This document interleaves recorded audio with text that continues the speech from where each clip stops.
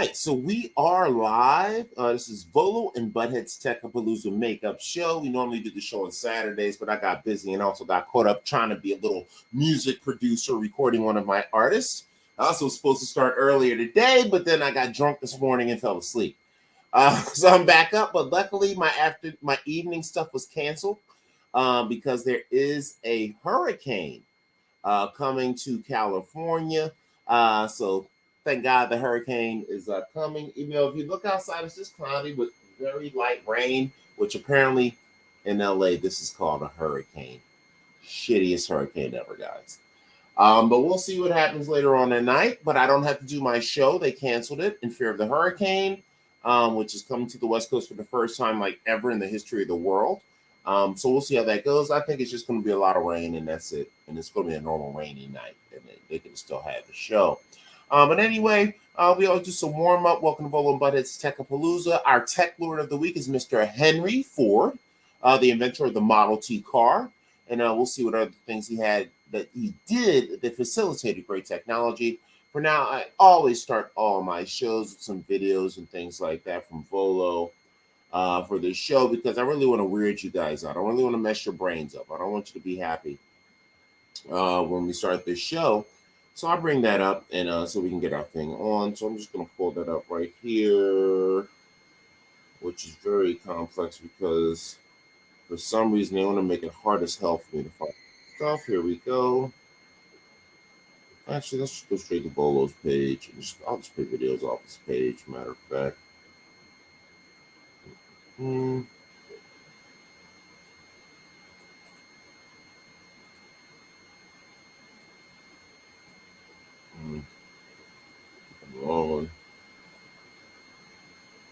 Oh yeah. We're around number 5. What the hell you on?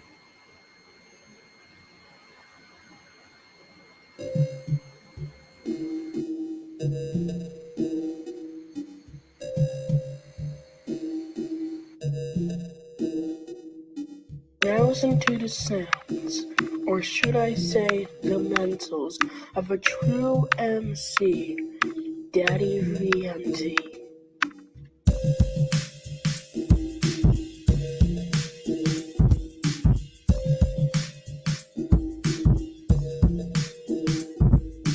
Browsing to the sounds, or should I say the mentals, of a true MC, Daddy VMT.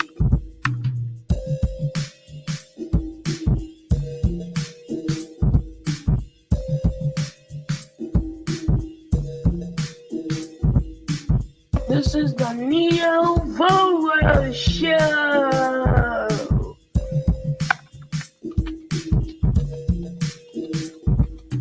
This is the way I have to end this story. He's only 17 in the madman's dream. The cop shot the kid, I still hear him scream. This ain't funny, so don't you dare laugh.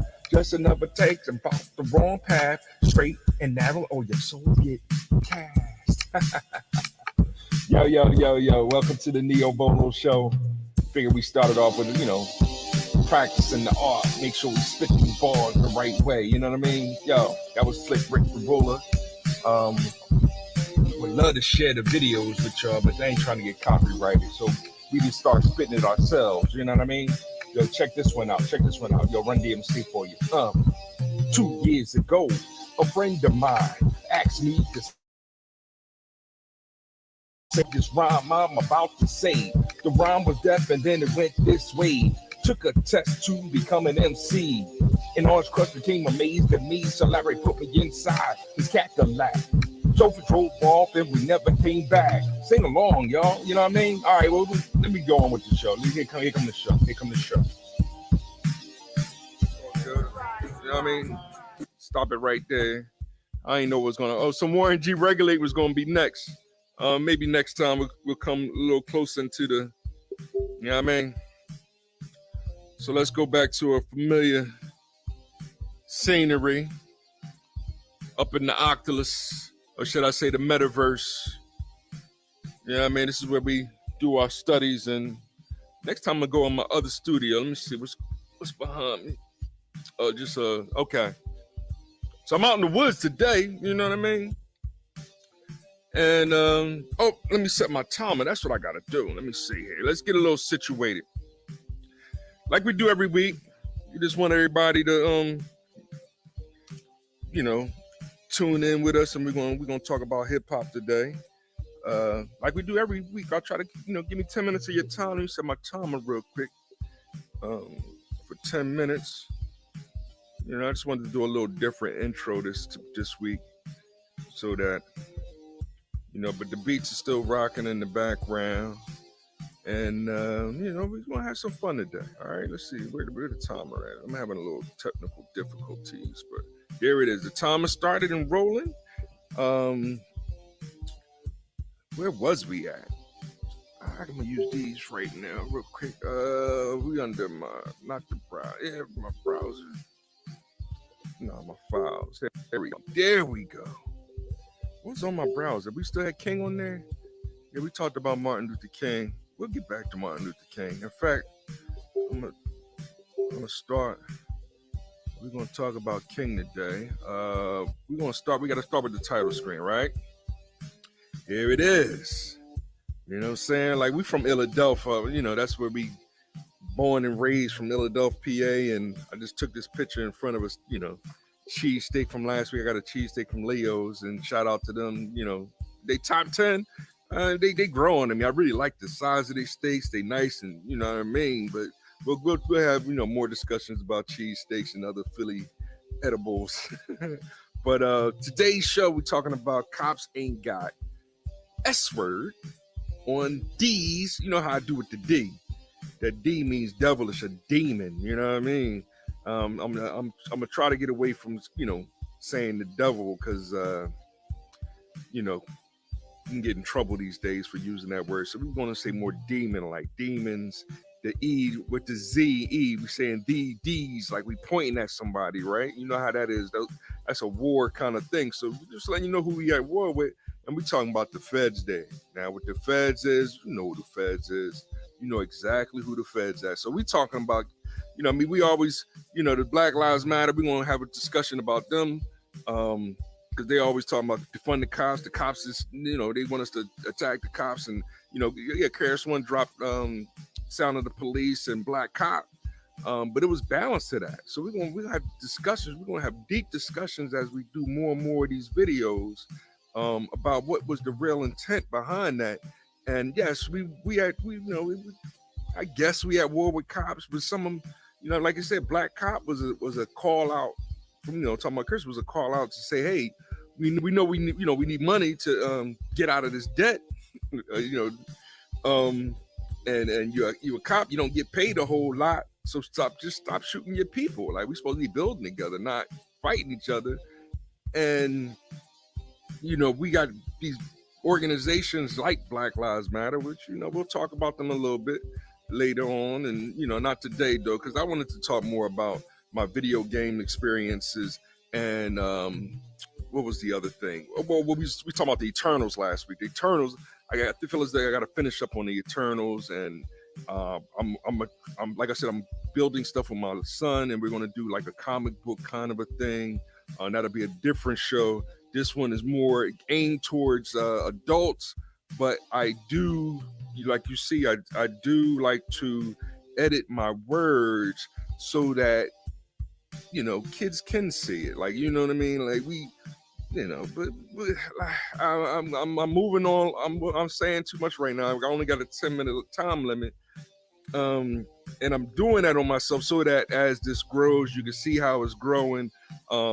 Eventually the goal would be to have my studio set up, either virtual or however you want to set it up, and have people come on and interview people and et cetera, et cetera, et cetera. Like it's a talk show.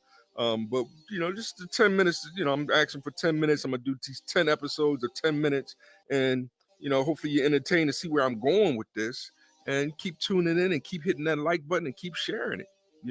So cops ain't got S-word on these feds, and you know how we doing with the feds and everything. All right, that was enough of that. I gotta move a little faster because 10 minutes goes so fast. Neo Bolo show, et cetera, et cetera, et cetera. We're gonna talk about these Eternals. Last week I did say, hey, look for the devil. The devil is the D word. Look for the D word. D word is who? The N word. The N word is who? The black man. Black is eternal. Ironically, you know what I'm saying? So they wanted the eternal to be hip hoppers. They more hippies in the movie. Those were my issues with the movie. You know, we're gonna express more on that because who said black is eternal? Karis, in one of his books, he likes to bring it. In order for us to change, we have to change the definition of the meanings of these colors. So we look up in black in the dictionary and we get a whole bunch of negative connotations. Ugly, devil, D word, et cetera, and we have to change that. So he said, yo, from now on, we got to start looking at black as being what? Eternal. You got to see what brown as being strength. You know what I mean? Brown is usually like brown nose, or, it's usually some kind of negative connotation. No, brown is strength. Red, they changed the whole football team from being the Redskins because of the negative connotations of red. You know what I'm saying? So red is what? Courage. You know what I mean? We're talking about a race of people that was here before this America. You know what I mean? They had courage to fight back. They fought for their land. And we are the descendants of those people. That's what my question. That's what I be trying to help people understand. People come to me and say, you're African Americans. Why can't I be American African? Why can't my roots be American? And, I do have some ancestors that came from Africa. You know what I'm saying? But we will talk more and more about that too. Where we at? Running out of time. I had a lot of things. Here's where I'm talking about these feds. False educated demons. Right? They might block me for saying that right there. But these are what these feds is, right? You got this boy asking, and do you think inflation is a political liability at the midterms? Like the midterms is this year. We're supposed to come out and vote come November. And it's like, yo, that's a serious question. These prices are going up and up and up and up and up. And his response, talking about Brandon, let's go Brandon. What a stupid son of a bitch. See? You know what I mean? Now we know what word he's saying, don't we? Is he saying itch or aster? You know what I mean? And one of the things we have, a problem that we have in the black community, he's not saying black, but he might be, son of a black. Like he might, because there's a negative connotation to racist, anti-racist people. You know what I'm saying? So he's saying, call him a son of a, we know what he said. You know what I mean? He called him an aster. But, this is how, you censor. It's like, all right, you can throw a couple words in here and come see the heart of this, but we're gonna talk more and more about him. We'll talk about Trump too. If y'all want to hate on Trump too, we can talk hate on Trump too. But right now, he's the one in charge. And he's telling people, I'm gonna fire you and this and that, and all the things that he said that the other boy was doing. This guy seems like he's 10 times worse. All right, now don't hate on. You can hate on me if I already probably lost you. If I'm a proud Democrat and this and that, and all right, you just ain't really trying to feel and hear the truth. You know what I mean? All right, well, we'll come back to that too. We talk more politics too. We're gonna talk some religion because this was a religious figure, Reverend Dr. Martin Luther King Jr. You know what I'm saying? And I got real down trying to study that one show that I saw. He was talking about, this was he was talking about. It was the three evils of society. When machines and computers, profits, motives, and property rights are considered more important than people. The giant triplets of racism, economics, exploitation, and materialism are incapable of being conquered. What? A civilization can flounder as readily in the face of moral bankruptcy as it can through financial bankruptcy. These are bars. He's spitting that. It's like a rhyme. Like that's poetry. Like, but he's telling you the truth. And at the very beginning of this speech, this lecture, first Martin Luther King for president, and that probably sounded deaf for him. Supposed to have been the first black president in '92. turned 92 this year. That's why I'm saying that. We'll talk more about King. I don't want to get y'all depressed. And where else we at? We did that one. This is my new thing, So this is what my channel when I wanted to be about. Me and my son playing video games on here, and building this is my son when he was a baby. He's 10 now. So it is geared towards Game Boys and stuff like that. But this is like my own little personal thing. Just to put myself on the map as far as television, et cetera, entertainment, edutainment is what I like to call it. And then where we at? Oh, it's right here. And then I think finally 1, 2, 3. These are all the new ones that I have. I mentioned the 10 Commandments, and see that's the time limit right there. I mentioned the 10 Commandments, so I'm gonna wrap it up on this note here.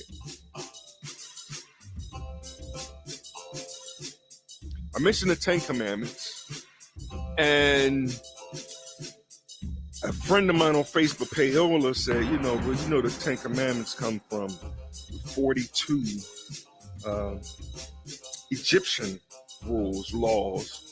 And I'll do a meme for next time for that, going over to 42, and we'll show how it relates to some of the logic that I introduced already. But here I pulled this one because I wanted to say, hey, we can just take 7, 10, it doesn't matter. Christians, Jesus said only gave us 2, and the key has to be to follow those rules. So I shared this like 8 years ago on Facebook, and it was just something that say, hey, I'm gonna clip this, I'm gonna add it to the lecture, the talk, and we're gonna go over this as it relates to logic. Remember the logic table that we talked about? We're gonna go over this some more in the next 10 minutes or so. Next time over these next for a couple episodes and stuff. We'll go back to this guy. You know what I'm saying? Because I do want to do like a news thing. That's why I clipped that Fed false stuff with, Brandon and them. Because what we find is with our economic system, right? You have people that play parts, and they get paid to play those parts. And it's like we know that they get paid to play those parts, but we take them seriously. That's where it gets offensive. They wanted us to take this guy seriously. They paid him to act like a G. He's not a G. These are G's. No, that's not. That's one of the things I was talking about. Where my list at? Did I take that off? Oh no, here it is. Black Panther is another one that I was talking about. These are our G's. You know what I'm saying? These are the 5 that I wanted to start off with. Big Daddy Kane, Rakim Allah, Cool G Rap, Slick Rick. We watched the video in the background. KRS-One. You know what I mean? These are some of the. You know what I mean? Yes, it's before them. I shared some of the lyrics from The Message for Melly Mel. We're gonna talk about hip hop history, how it relates to Black Panther in comic books. I wasn't really a big comic book fan. I was always a video game fan. So I'm gonna start bringing some video games to the table, and we're gonna start talking about some video games and how they relate to the culture. Black Panther, how it related to the culture. Eternals, how that related to the culture. You know what I'm saying? But so as I start buying and looking at these books, these old books, I might talk about it when volume 1 of the Black Panthers. I might talk about volume 1 of the Eternals, and how that related to what's going on today. And just having fun with it, and having fun with my son trying to create some other things as far as like live streaming gaming and things of that nature. So. We're gonna go on. I'm just wanted to break down again how we're building this page. I really appreciate your time today. I know I really didn't get into that much about cops ain't got on these feds, but I mean it is self-explanatory. You know what I'm saying? The feds is talking about we Black guys that are asking the feds to defund them. You know what I'm saying? And then at the same time they telling the feds is going what now? They saying these we got hate crimes against Asians with blacks hating of Asians. Come on with all this. And then now we need the cops to, it's like the cycle. That's what we talking about. You know what I mean? How the warfare is going on, because we already let y'all know it's a war going on right there. It's a culture war going on. There is a culture war word day. We pointing at them. That's them devil. You know, we got to stop saying it. The D word is demonish, is demonic. You know what I'm saying? That's what they D word. Just like we say the N word that's what they trying to claim we are. We're not the N word. We educated Negroes because of our nice, beautiful skin complexion. You know what I'm saying? That's when Christopher Columbus first came to this country. He was like, indigenous Negroes was already here. It's nothing to argue about. It's the truth. You know, and some people not going to like that. Just like they don't like men. This is not an MTGOW station. We are going to introduce some beautiful MCs and goddesses. I can't wait to start talking about Lauryn Hill, Queen Latifah. She's the queen to me. But that's enough. I'm going on and on and on. Thank you for your time. I'll be back. Might do another one later on, and really appreciate it. And I'm gonna keep this board up and as we knock things off, I'll start taking things off. But I felt as though I had to refresh and do this quick video for number 6, and I'll do number 7 a little later on. Thanks for your time. See y'all later. One, God, yeah.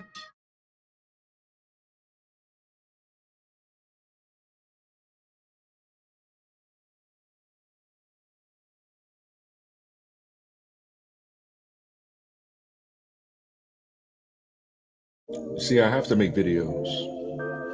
Mr. C told me, you have to make videos in order to explain, what you're trying to convey with your memes and ideologies when it comes to religion, politics, and science. And it's supposed to be a country of the free, where we have free speech and we're able to say what we need to say and what to say.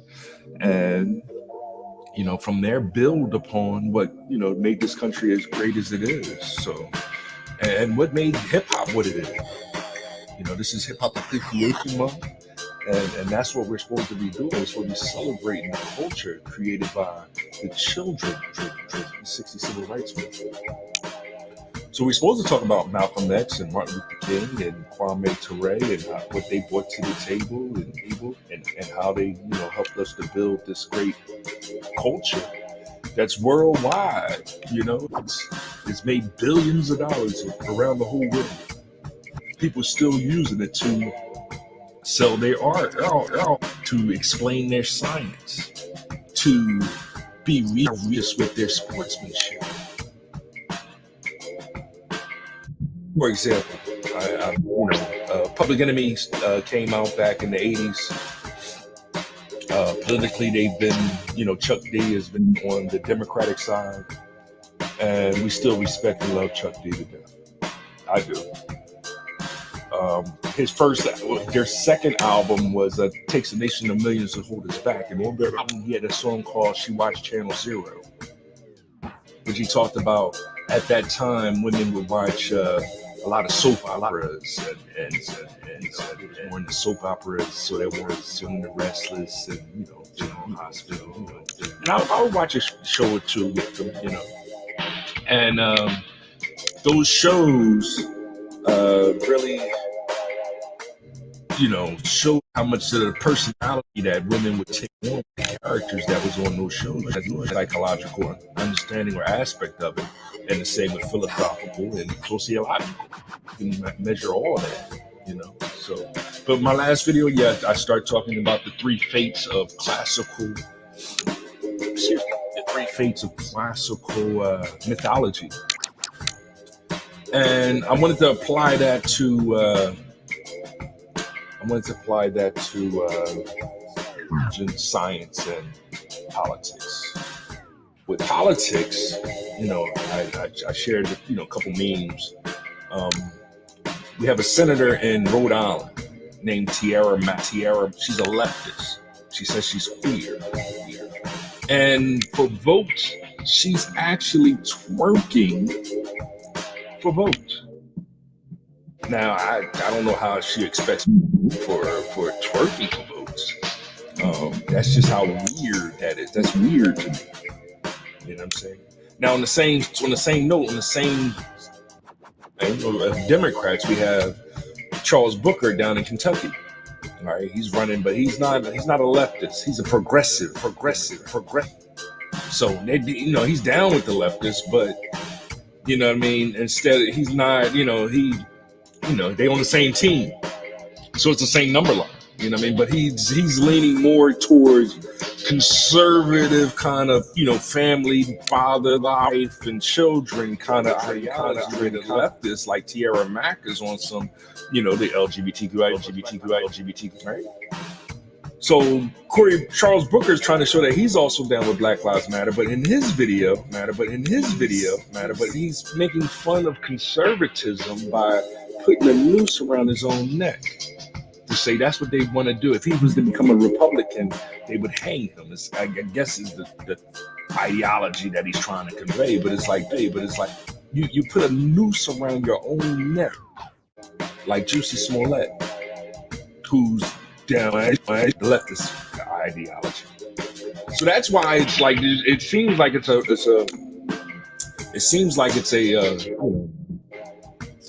gender war going on with the Democratic Party with black people. A lot of black men is going, not these hoes, or you know what I mean, or my wife comes first, not these gay dudes, you know what I'm saying, like, and they don't like that. So what they do is they do the sneak attack, and that's what's actually going on. But I'm just pointing out, this is channel zero. This is what they give. These are the options that the Democrats are giving you. They're giving you either one, be completely out of control like Tierra Mack, or two, put a noose around your own neck like Charles Booker. Brothers are still going to vote for Charles Booker, and it's going to make it seem like it's patriarchal, you know what I mean? Because he's a Kappa, you know what I mean? I was thinking about being I'm no hating on the Kappas or the Qs or the Iotas or the Alphas. Not that type of dude that be, I see good things with male fraternities, but y'all understand male fraternities are treated like it's a patriarchal practice. Hence, that's what the war that is going on in the Democratic Party, and that's why it's like I really don't have any. It's wasting my time to deal with them. I can't deal with them anymore. And now I got a MAGA hat on. But I'm on a whole different dimension when it comes to politics, you know what I mean? Because I use science and religion to understand God's will. Right? But I'll jump more to that later on. I already took too much of your time. But thank you for your time for listening, and you know what I mean. Stay tuned for more. You know what I mean. One God. That is hip hop. See, I have to make videos.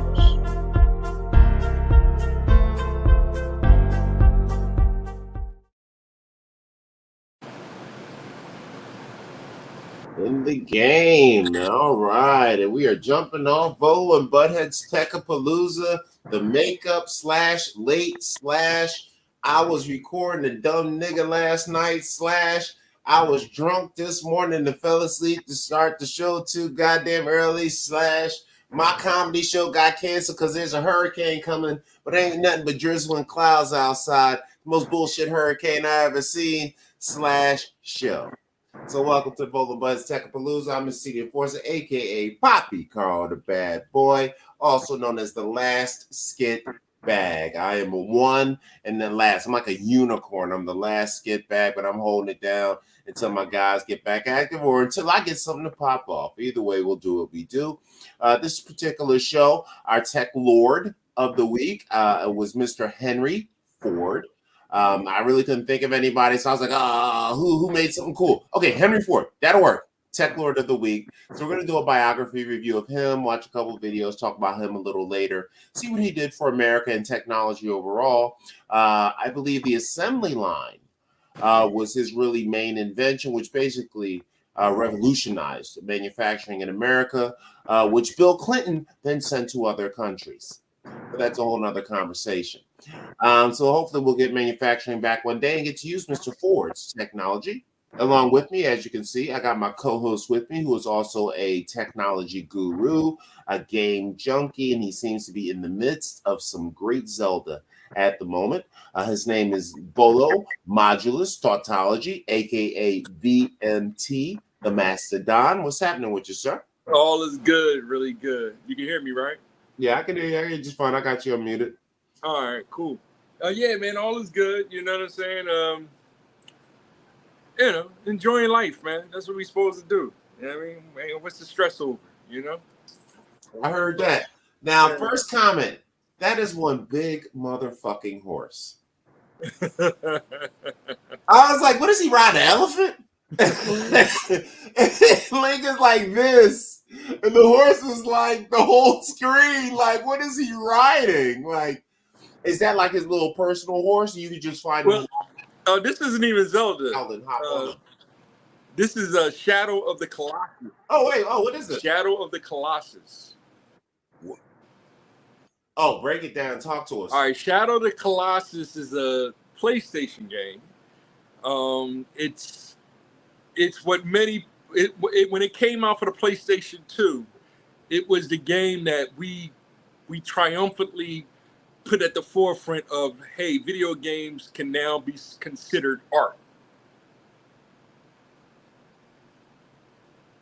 Nice. You know what I'm saying? And so this was the game that,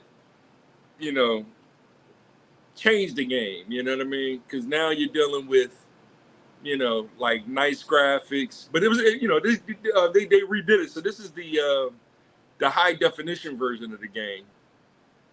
And it's just a beautiful game, man. It's it is the first game that really changed the game as far as what video games production can be rival Hollywood. So what's like the story of the game? Explain some. Well, this is the beginning, and you have a fair maiden that died tragically. So you're taking it to an altar to have question. Was this fair maiden dating Pookie and Ray Ray? Probably so. Okay. All right. Continue. So you're taking it to this altar to, there's a legend where you could take her there and bring her back to life.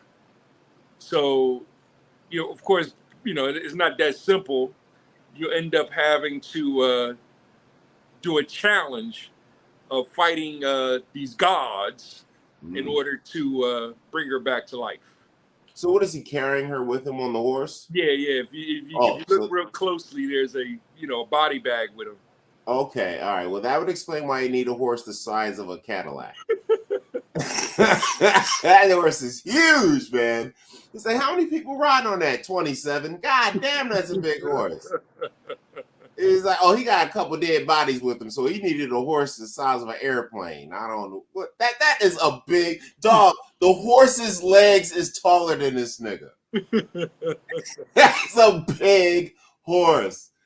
So right now he's going to the shrine and figure it out. Yeah. So that's what's going on, and of course it's very Zelda-ish. And, I thought it was Zelda. I thought that was Link. It has that whole swag because I remember you said you had horses in Zelda you could ride. Yeah, it's Zelda-ish, and a lot of Zelda influences as far as Link, and but it's a dark tale. It's so it's like really serious.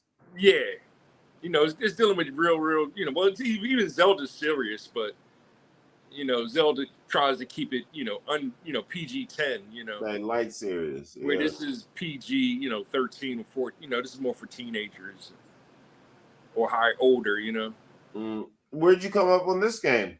Well, I was just going through the archives, and I try to do the tech shows, just introducing something different and have something in the background, different than the other shows. And I figured I'll display a little bit of this game for you and then switch it to, Zelda or whatever. after showing a little bit of this gameplay. Of course, now I will say he looks like he the girl. yeah. He must be a Democrat. That was terrible. Exactly. You know. It looks dope. The tech lord. You still had to go before. Yeah, I couldn't think of nothing. I literally figured that out 5 seconds before. Well, I was suggesting what's the name last week, but it don't matter. We one at a time. And I want to do this list. We gotta write them down so we can go back over because we gotta keep, they all attribute something that's different when trying to understand technology, Well, so true, my suggestion was Gene Roddenberry. So just him, creating the Star Trek, the whole Star Trek fictional, but how it inspired. We'll do a mini warm up on Gene Roddenberry and do the full Wikipedia next week. So I'll try to find. We'll find a small video on Gene for now to kind of get the pussy a little wet. Okay. And then we'll next week we're gonna dig into Gene. So I'll try to find a short video. We'll get a splash and okay, well that's our guy next week. And we might start doing that more often, making that part of this segment almost like a preview. Okay. Of the person we're going to talk about next week in the show. Okay.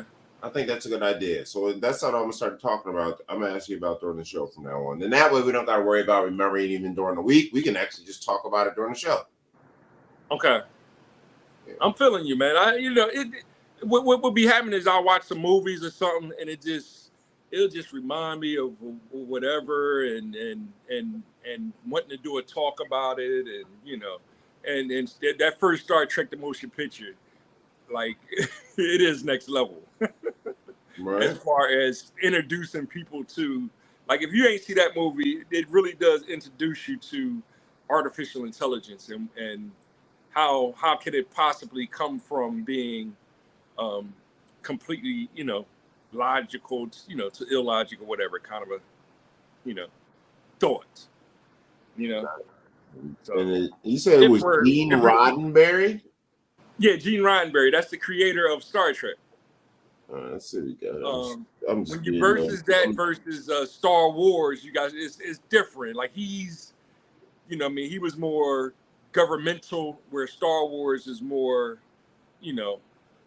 spiritual, should I say? I dig that. And how we trying to combine all three of the ideologies anyway, epistemologically, philosophically, and psychologically, Nice. So Monday's our psychological show, and I'm gonna be, ignoring it again with the noodles. I can't stand the noodles, man. Oh, the noodles can stand you apparently. Like who in the world are you going to say tomorrow? Right. Let's see. I found a quick 1-minute banger on Gene, so we'll go with this. Hold on. Actually, never mind. Let me go back for a second. Let me get there.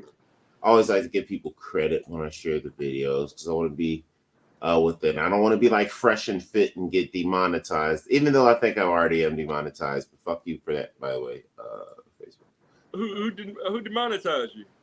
Oh no, YouTube. I don't know. I don't think I am demonetized. I just want to feel cool. Okay. But you got to get enough subscribes, right? Or this particular page, I think I do need 1,000 but I don't know if there's like a certain amount of watch or video time.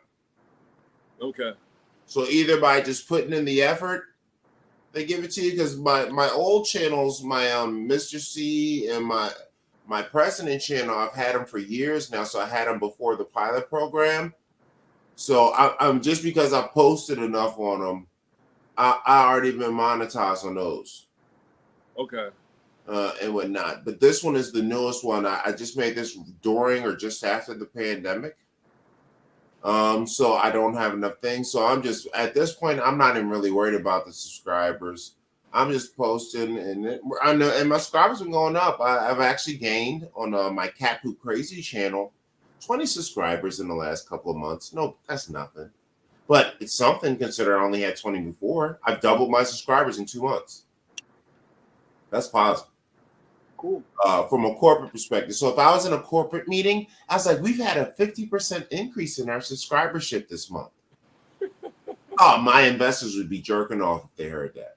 You know what I mean? I hear you. Yeah. So I know the game and whatnot. So that's how that all goes. Oh, wait, I'm missing us talking to the guy. Let me pause this. Is that fucking Elon Musk there too? No. That's the Family Guy dude. Oh, okay. They played the other guy's video and it skipped just set. Okay. Yes, yeah. It's McFarlane. Okay. This must be a short video, huh? Well, like I said, this is the preview. We'll do his full conversation next week, but I just wanted to do a quick preview. A minute. Okay, cool. So let's check this video out. I just want. Oh, yeah, that's what it was. I was running my mouth. I was supposed to be setting up the fair use. That's what this whole in between moment was about. Well, this is pretty quick, so I'll just give them their name, show them the credit. And let's check this out. And let's get a quick review of our next week Tech Lord of the Week. His name is Gene Roddenberry, who is the creator of Star Trek. And here's a quick 1 minute warm up on what Mean Gene is all about. I had 2 daughters at that time, teenagers, and like for 4 years, I was never home. I never didn't know. In these basic years of their life, I wasn't there. Fortunately, we're good friends now, but I have a 12-year-old.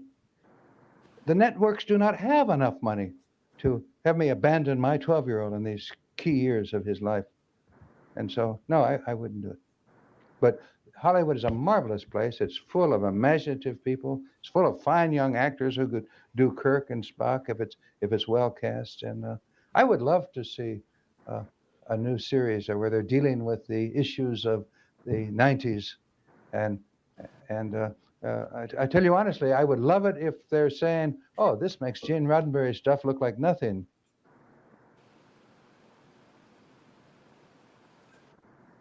Nice. And you said this guy was like the first. He was the inventor of like all the first Star Treks. He's the creator of Star Trek. And what was the movie you said was the one he did? It might be Star Trek: The Motion Picture. Because when you were directing yourself, Let's listen to Seth MacFarlane talk for a second. On that. how hard was it as an actor not to do Is this voices? the same 'Cause page? that is No. kind of your This is the life. BBC. I'm not playing nothing from those motherfuckers. They're probably already flagging my shit. Fuck you, BBC. Get away from my fucking channel, you sons of bitches. You already messed up the European dollar, the euro, whatever it's called. I don't know. I'm falling for that shit. But what was the movie called? Star Trek: The Motion Picture. Oh, that was the Star Trek, the motion picture. Star Trek, the motion. We'll watch the trailer. Picture trailer. Classic trailer, 2 minutes and 35 seconds. We'll go with the long one.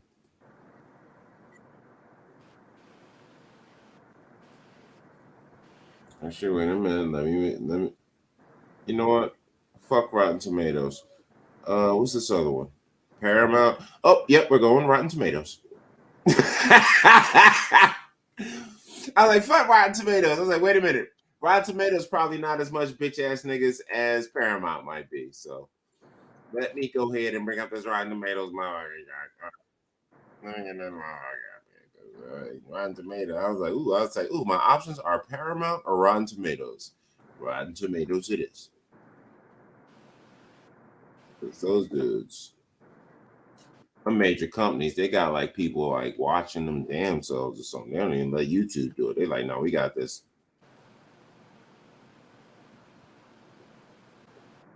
So we're gonna watch a trailer also of Gene Roddenberry's first movie. From Star Trek: The Motion Picture, 79. Well, I was 4 years old. So that's why he was like, "Oh, I'd love to see something from the 90s." I'm like, "What's going on with you, Grandpa? It's 2023. What's happening?" You're late. You missed all the good shows, Star Trek Generations, all that shit, huh? That's just me. I'm not judging Gene. I'm just saying, catch up. But the video was probably from like 1982. But that's how life goes. Let's see what we got going on here. Let's get Mean Gene up. Damn, that's a big horse. So is the horse with you all the time? No, not necessarily. Question: what is he doing with the sword? I can raise the sword to see where I'm going right now. So like that's where I need to go. See over here, it's dispersed. Why is this sword you're so mystical and magical to show you where to go? It's something about the sword. They realize, like when during this intro of the movie, like of the game, a bunch of demons was attacking me, and he pulled the sword out, and the demons just ran away in fear of the sword. So the main demon. Did he already have the sword, or did like his granddad give it to him, or is it like I forget all that. They don't do the whole Zelda pulling the sword out the Oh, they don't explain everything. King, they do, but I forget all that, man. See, that's what's wrong with kids today. I'm sure they mentioned it. I'm sure they mentioned it, but I don't think they just mentioned it fully just now. So basically, what you said is they mentioned it, but I don't listen to that bullshit. Yeah, not all the time. Anyway, that horse is fucking amazing. Did you have to get the horse, or did they give it to you? The horse came from the door. Well, I figure you got a half-dead bitch on your horse, which you need something. You need help with something. God. Oh, I'm sorry. No, she's not a bitch. She's a great princess, wonderful woman. It deserves all the dignity and respect of Volo dying on her behalf, just like brothers do in the hood every day for women. Oh, we got a commercial. I'm going to just play that to get through it. And then we're going to check out the trailer for the Star Trek deal in a second. I can skip it now. Let me pause this. Let's see what we got. Let me make the screen a little big for just this. And this is Gene Roddenberry's first movie he made, Star Trek the Motion Picture, which Volo was remembered. Did you see this when it first came out? No, I watched it about a year ago. About like 9, 10. Oh, so you watched it recently on the 79? Yeah, I might have watched. It was like 9, 10. Oh yeah, I was 8 years old when it first came out. Yeah. And that's not when I first saw it. I think I first saw it over Aunt Dee's house. Yes. She was the only one in the family that had HBO. Yes, she's the first one that had cable. You want to know why? They ain't had no gut. Let me get my cameras up here because I want you to see my face.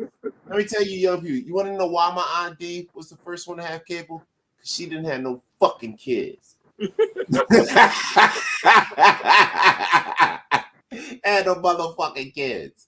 That's why. You know what I'm saying? There's of course reasons for that, but the point is they had no kids and they have lived well. They got a nice crib after they saved up. They always been chilling. I was like, man, I don't know if I want one of these motherfuckers. They eat up the party. You know what I'm saying? They fucking up the cable, nigga. I don't want to watch PBS until I die, Bolo. You know, it's like, oh, but I got a kid though. Like, man, fuck that nigga. I want cable. I'm sorry, that's not nice. The kids are wonderful. I am a kid. If my parents didn't want kids, I wouldn't be here. So I shouldn't say that. But existentially, I'm not fucking with them little niggas. All right, let's watch this and check out. I was watching your boy earlier, Bill Maher. Hey, jeez. Talk about that after we watch this. Yeah.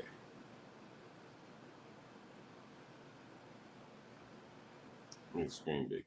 Oh, I need volume. What's on? I don't hear shit. Paramount fucked up. They should have had like a little rap song, like it's Paramount motherfuckers in the butt.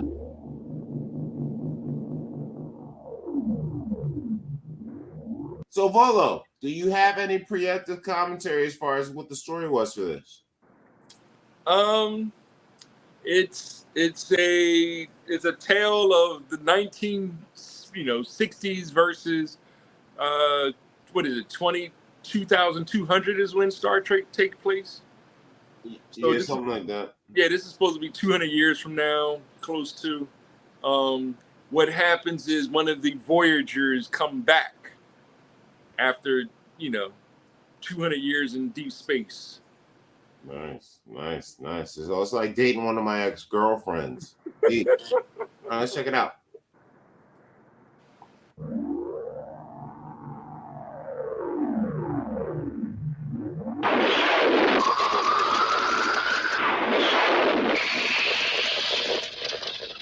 Travel for Just to say, it looks like they made this on my cell phone. 300 years into the future to confront the greatest mystery ever to threaten mankind. We are aboard a huge starship called the Enterprise. This is the return of Captain Kirk. An alien object of unbelievable destructive power. I gotta pause. I just thought about this shit. You know how many bitches Captain James C. Kirk was fucking when this shit came out? He was fucking all the hoes. I'm shocked he didn't catch whatever Magic Johnson had. Like, yeah, like, all right. Anyway, all right. Let me stop acting stupid. Back to it. It's less than 3 days away from this planet. Mr. Spock. I offer my services as science officer. Dr. McCoy. Scotty. And joining them on their mission, Commander Will Decker and Navigator Ilea. I'm sorry. That you left Delta 4? Or that you didn't even say goodbye? See, he about to knock her back. She alien. He about to blow her alien back. That's not out. Kirk. Was that? That's not Kirk. It's always Kirk. That's what you talking about. This is the problem with y'all. Y'all need to stop letting him get away with this shit. He's about to blow her back out. That was Kirk in disguise, man.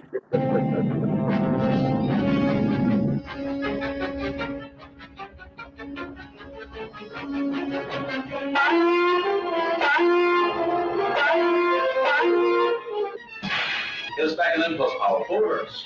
Wormhole distortion has overloaded the main power systems. Ooh.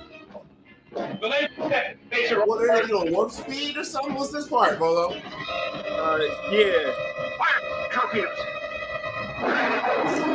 Wait, is that the cell phone version of warp speed, Bolo? Yeah. Okay, so they didn't have the big space balls like Star Wars yet. Nah. Okay. This, then, is the epic journey. Our Uncle Tommy is like, God dang, first time I see that, he's like, man, them stars got big as baseballs, Jack. I thought that was the funniest shit ever.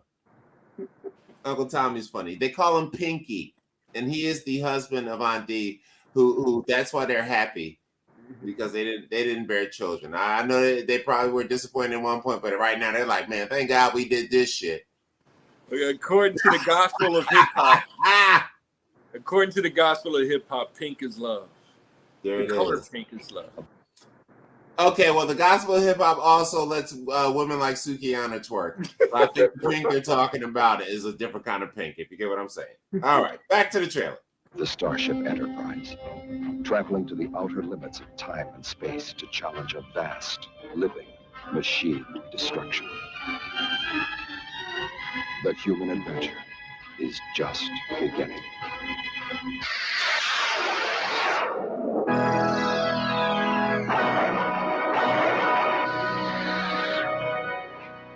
Star Trek, the motion picture. All right, cool. And the cool thing I like about Star Trek, just to talk about that whole point and scenario, is that it's actually, even though it's a little preemptive, it's a realistic future. I doubt in 1920 they would have been able to send a spaceship out like in Star Trek. You said from 1920? 1920. No, what did you say was the time frame for Star Trek? 2220 or whatever. 200 years from now. But you said but that one they said they were getting back after 300 years, right? Yeah, no. The we sent 2 probes into deep outer space, Voyagers. Oh, okay. One of the probes, like the Voyager probes. Yeah, the Voyager probe comes back. Is what the whole synopsis is. That it actually comes back by its own mental thought. Yeah. So it's not supposed to come back. Yeah, it learned and evolved into a high, into the to the Autobots. Or what are they called? Transformers. It evolved And into what did they use that to make the Star Trek ships? No. It comes back to Seek, who he created it. So that's the whole synopsis of the story. Now, what's funny is that bald headed girl. Yeah. It I just want to say she was kind of sexy. It takes her and recreates her as a robot to speak to Kirk and them. So I made a meme of her being an iPhone or Apple product, Siri. and then I got it from my man Snuff. Time out. I'm okay, Siri. Mind your business, baby. All right then. I'm here if you need me. I don't like the fact she up in my business like that. I was just talking to you, right? And she's like, huh? What you want? Like, now on a complete different side note, I need a woman like that. Did you feel me? Like, if I'll tell you, if every man had a woman that was that concerned about his well-being, like you just talking like such and such, brother, man, dang, I do kind of need something to drink. Honey, I heard you said you need something to drink. You want something to drink? God damn it. I need to marry this motherfucker. Shit. Fuck. I'm sorry, Siri. I want to apologize for being rude, but she jumped all in the conversation. She's like, baby, you need something? I'm like, no, but I look, later, Siri. Like, Siri needs a dick sucking attachment. And then that'll be the greatest cell phone ever. That's all I know. All right, what was he talking about? They went into space. The AI came back to find its creator. Yeah, and what it did was it took the bald-headed lady and made her into a robot. So a friend of mine likes to make jokes, and he made a meme of Suki. With the good coochie? But he made Suki into an Android device, and then took this busted girl and made her into iPhone to be funny. So I redid the meme and made the bald-headed girl as that's from Star Trek as the iPhone, and kept Suki as the Android device, which is, some next level kind of making fun of. You shouldn't even put Android. You should have just left her as the ball and chain. Who, Suki?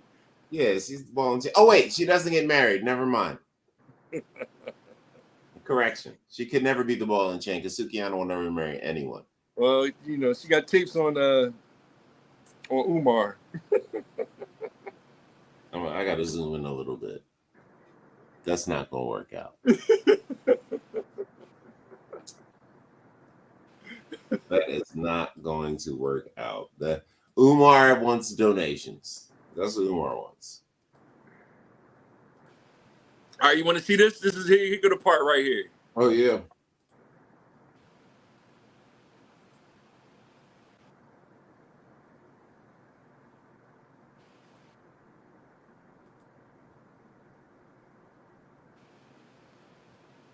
Ooh, what's happening here? Is this the sword?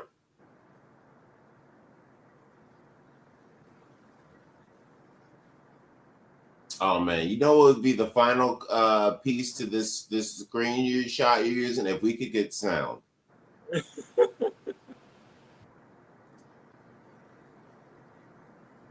All right, could you get like a cheap little Bluetooth speaker, like one of the little $10 ones, and hook it up and put it I next can turn the screen up. Well, turn it up and see what happens. Where's my remote? Because it'd be kind of cool to have I mean, what I can do is play music while we watch it, but it'd be kind of cool to hear what this game sounds like. I've never seen this game, so I'm like, dude, I've never seen this game?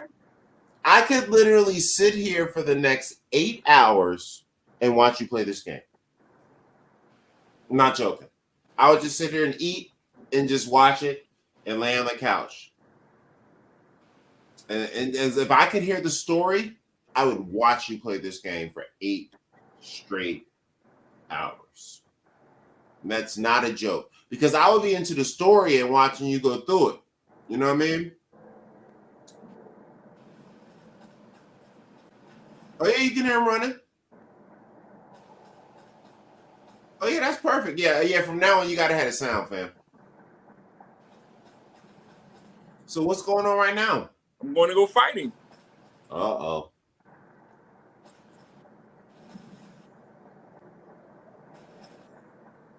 Is that him?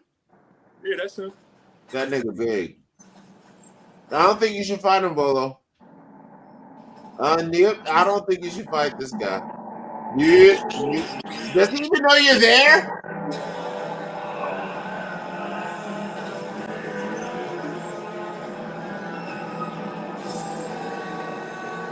Oh, he trying to kick you off?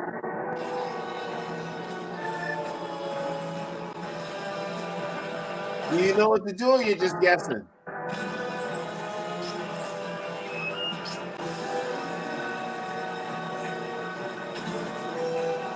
This is hilarious.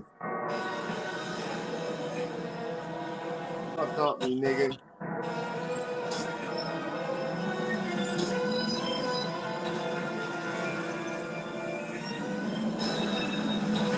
Yeah, this is a beast.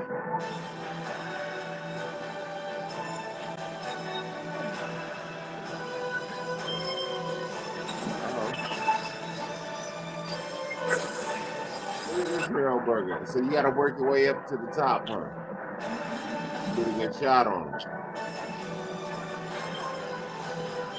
Oh, you fell off. So you gotta start all over. What is he headed to destroy something?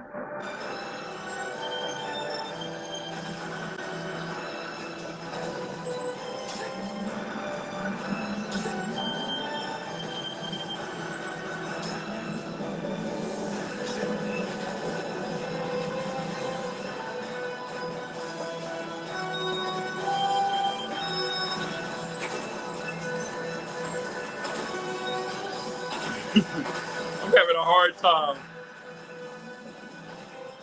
So is the concept is you gotta climb all the way up to like the back and like stab him in the head or something?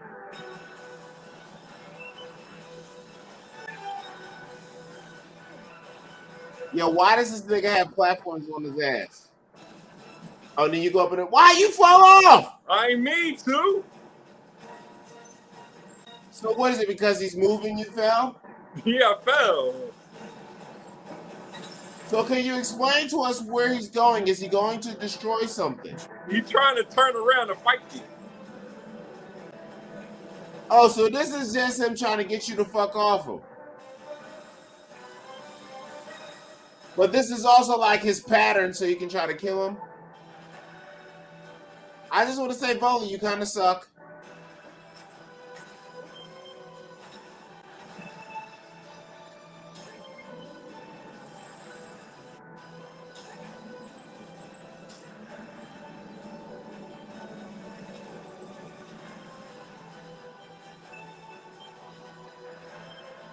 Oh. Oh. Is that blue bar your life bar or something? Yeah, Bolo can't talk and play video games. He concentrating. This nigga, Bolo is so goddamn focused, he can't even talk while he trying this shit. He's like, okay. I can't use both sides of my brain right now, bro. This nigga's complicated. Oh, so this is your chance. He's down. Do something. Oh, you suck, Bolo. How come you don't die when he steps on you?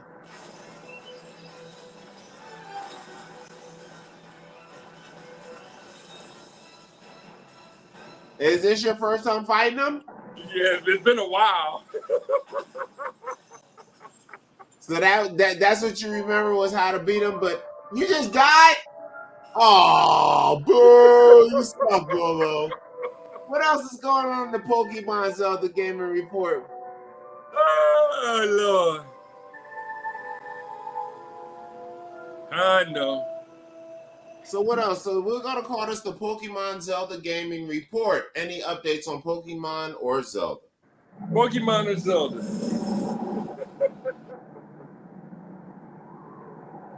Come on, beat him, Zobola. The people want to see you beat him.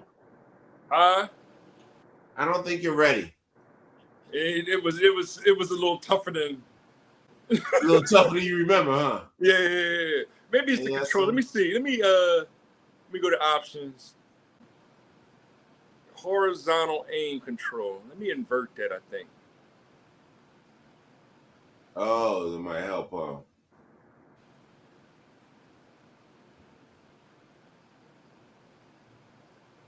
See, this is video game stuff right here, guys. You don't know about this in the streets. But basically, he's modifying his control so he can have a better opportunity to gangster himself on this dude. And not get because I think I'm turning my control. Yeah, that's better. Yeah, I was turning my controller the wrong way. Yeah, because it seemed like I couldn't understand why you kept like falling off. So, question: when you find him, is he on the way somewhere? No, he's just walking. He's a god or whatever, and he's just walking. So why do you have to fight him? Because I got to kill like 8 of these things. These are called Colossus. I got to kill like 8 of them in order to destroy the temples. In order to save my lady, bring her back to life. All this for some pussy. Yeah. You ain't gonna fight him for no puss? Nah, I'm good. I'm heading back to the crib, my nigga. So when he burns down, this is like your chance to get up him. Yeah. And then now you gotta climb up his ass and get to the ledge. Yeah. Well, you definitely. Oh, I jumped the wrong way. That's so corny. Oh, Bolo. You had it. Oh, jeez. Oh, wait, he turning around on you? Yeah. So now he know you there. He want to whoop your ass now. Oh, jeez. Is this blue thing your life bar? Yeah. Well, actually, the lower one. Oh, wait. Let me pick. I can't remember. So let me too erratic. See the screen better. Oh, I see it now on the bottom right. What's the blue bar? His? That's his. You're not winning, Volo. So, question: once you get up top, is it easier to whoop his ass? Oh, dude, that's probably your way to get on there. Nice. Then up the middle, huh? Oh, Will's about to fall the fuck off this nigga. Oh, Will's about to fall off. He had it. Yo, in real life, though, it's kind of like this. Because he's moving around, you know what I mean? It's not like he's just sitting still like, oh, yeah, climb up my butt, right? Yeah. In theory, his motion would be like changing directions that you wasn't ready for, you know? So if you're not ready for it, the motion can throw you off. But grabbing on his arm, that was the move, nigga. Oh, you got him. He's down.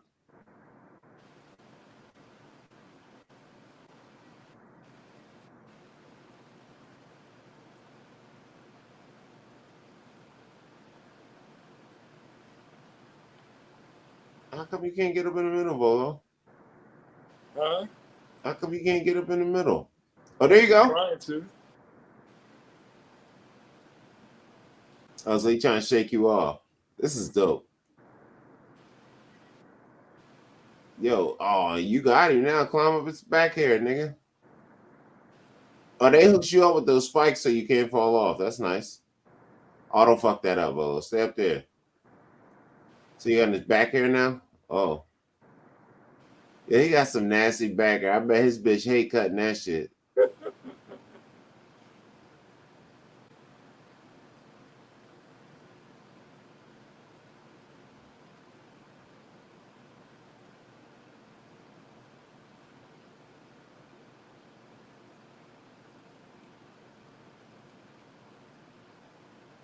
Oh, it's southern. That's all right. And then stab it. Yeah, Nick. Yeah. Get him again. Ah! Get him again. Ah!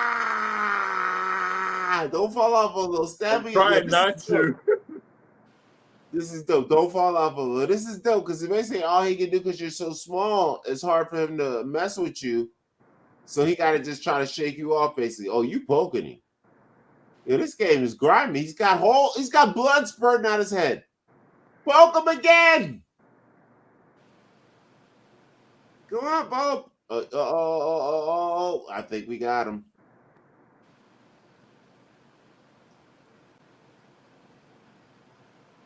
Everything has a weakness.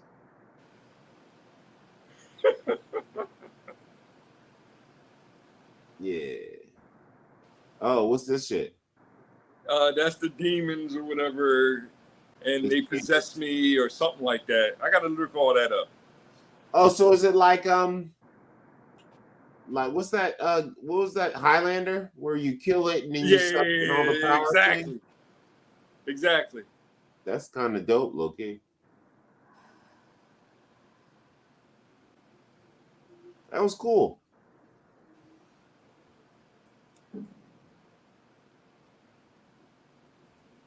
Any other updates during the Pokemon Zelda gaming report? Well, Zelda, I haven't been playing the boy. We did come to an agreement on the Pokemon, so I might play a little bit of that later on, or right now, or whatever. And because I got to get a level 40 team together. Nice. Zelda, I've been just fishing and getting hunting and stuff to get my food right, so that I can go fight something like that right there that I just fought on this game. All right, question. Yeah. So with the fishing and the hunting, what is the true benefit of that in the long run? Do you get like hearts or something from it? From what? Oh, just fighting that monster right there? No, the fishing and the hunting. Oh yeah. Well, no. That. Well, yeah. When I cook food, if I'm in the middle of a battle, I can eat food in order to replenish my hearts. Okay. So they made it kind of easy in that aspect, but some monsters might hit you and wipe all 20 hearts. Mm. if you don't protect yourself, No, but if you survive, you can still have enough food to replenish. Yeah. Like some monsters I can fight, and where I don't need that many. I only need maybe 10 hearts, but I might need a whole lot of food in order to fight it. I'm always pausing and eating food in order. So me defeating that first one, see how that felt, that, destroyed that one Colossus rock. And I got, I think 8 or so more to fight in order to wake her back up or whatever. Mm-hmm. It's a deal with the devil is the typical, the next foe is, and then I got to go fight, how many more it is or whatever. Nice. So what's he doing now? See, those are the things I got to fight. These are the representations of them. Oh, like the statues, and they're like, you got to fight these niggas right here. Yeah.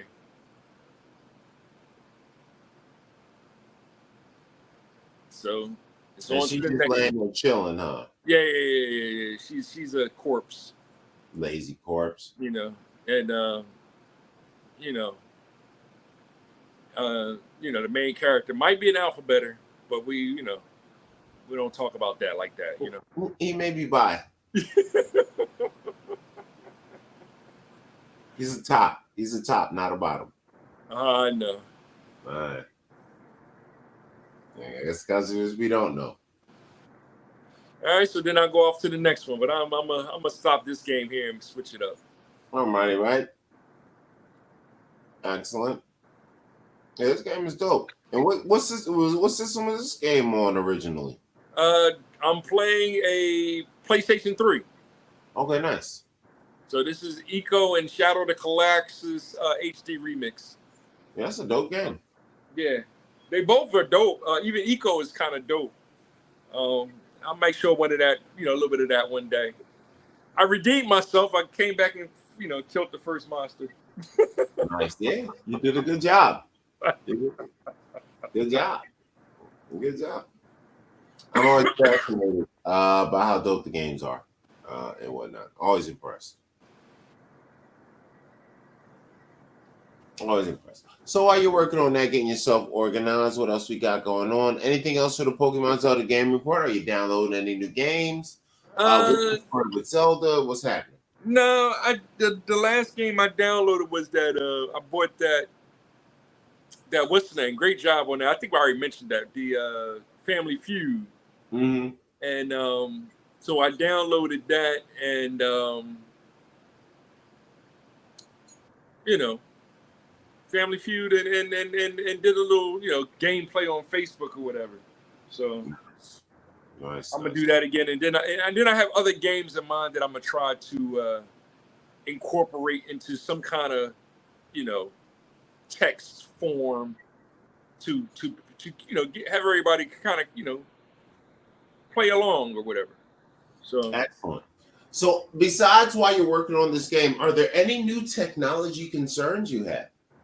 Well, we're all patiently waiting for the new Nintendo, what they're going to do with the next Nintendo. Everybody's still in speculation mode. They're going to make an announcement, but I don't think they're going to make the announcement until after Christmas. Part of January or February, and then they'll say whatever the next system thing is.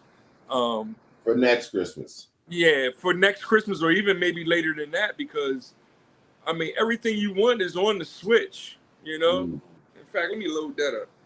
Yeah, it's not like back in the day where it was like almost every year a new system came out, and now it's or every 2 or 3 years. Now it's like almost every 5 or 10 years, huh? Yeah, the Switch has every game that you want to play. It's a little buffer for the kids to be able to catch up with the parents.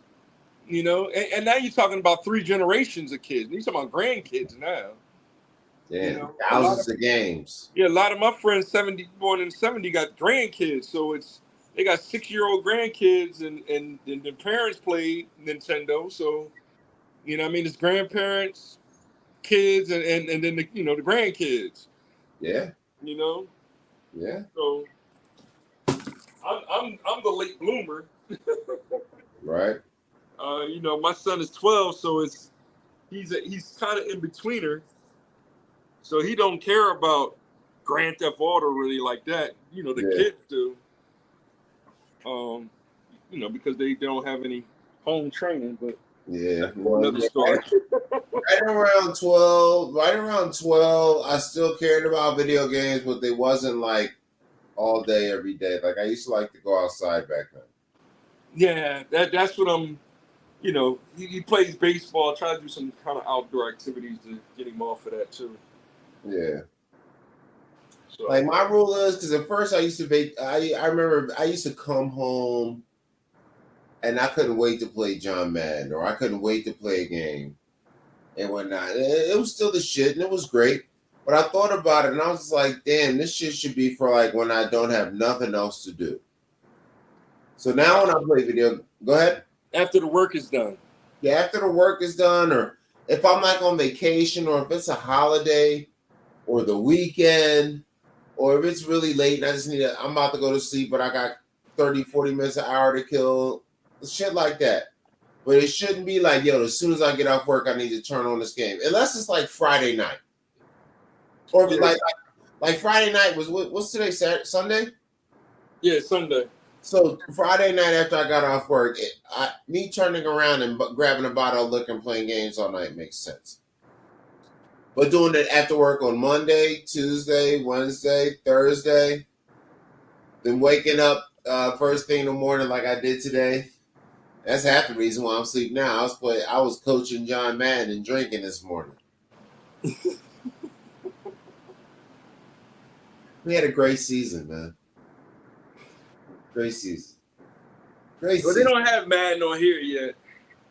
And I don't think it's coming. Madden and Nintendo haven't been getting along. They got the FIFA on here, the soccer. Soccer, yeah. Yeah, and the golf. I got the 2K basketball. I got to load a whole nother hard drive though in order to do that. But as you can see, is this the Raspberry? Huh? Is this the Raspberry? No, this is the actual Switch. Okay. I just make my Raspberry look like the Switch. Oh. As a background template or whatever. But as you can see, this has it has all the games of what I have on the Raspberry on here. Not all of them, but you know what I mean. It's a system. They got the system, the same systems that I can run on my Raspberry run on here already. Mm-hmm. And they run a lot smoother, look better than my Raspberry Pi.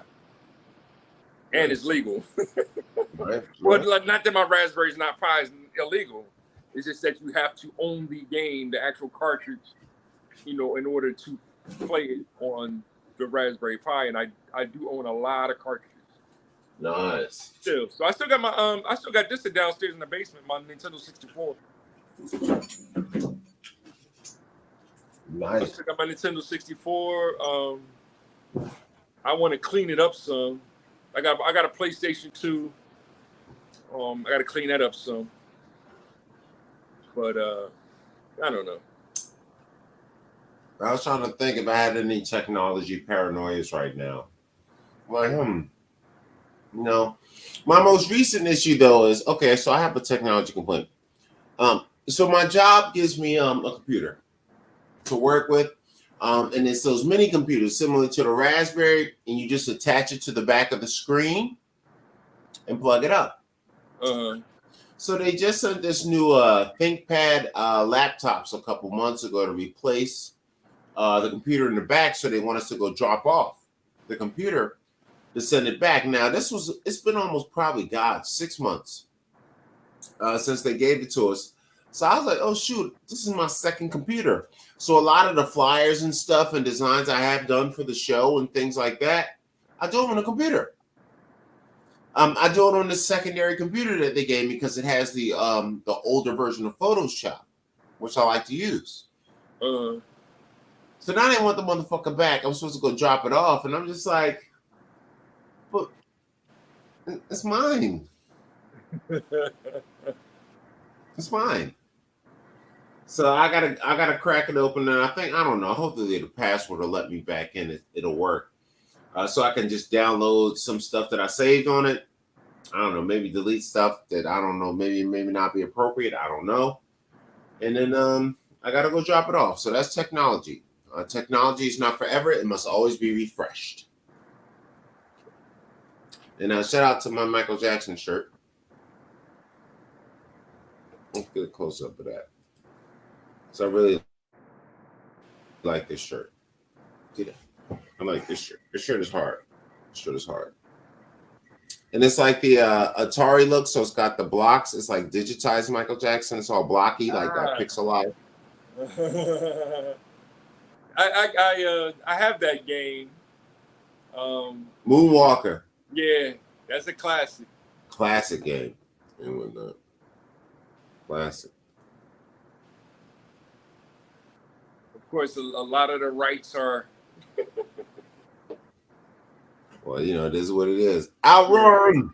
So this is like all the old Genesis games and stuff. Well, this one you can like some games you can download for, you know, for when they on sale. I bought this one for like $3. Oh, nice.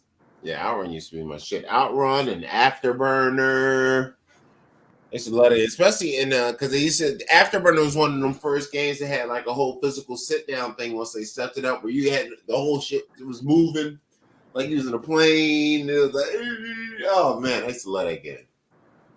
Afterburner was dope.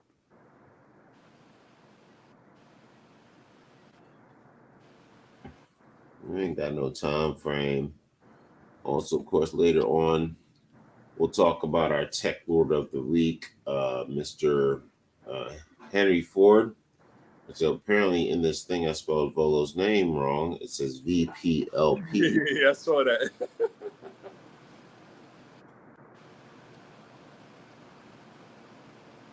This is the original driving game, right? Oh, this is my game, dog. I hate this game. And you know what I liked about it? It had different ways you could do the game. So it's like it wasn't just, oh, I drive the game and I just won a course. No, you got different turns you can make to go to the different sections of the game.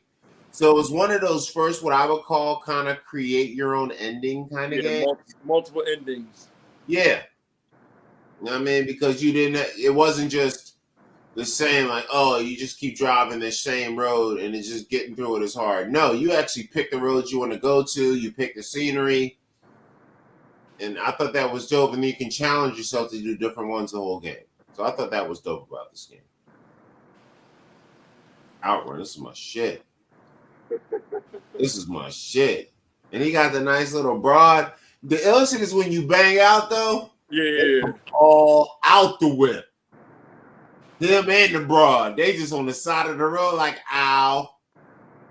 Was you not make it in time? Nah, this joint is a challenge, yo. Yeah, this is the original arcade. Yeah, that's a classic game, bro. God, I used to love this game. It had the cool, it had a little music and shit, little drop music. I forgot to switch gears. That's what happened. What happened? I forgot to switch gears. Oh, so you driving low gear? Yeah, I was in low gear the whole time. I was like, why ain't you got to switch gears and skirt the wheels, son.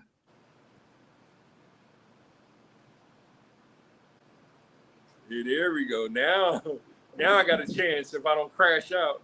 Mm-hmm.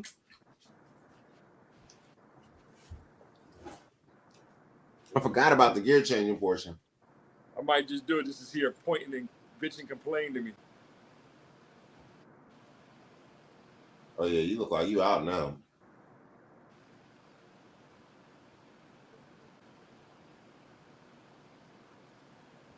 Oh, you didn't take the nasty back. Yeah, she giving it to me just now.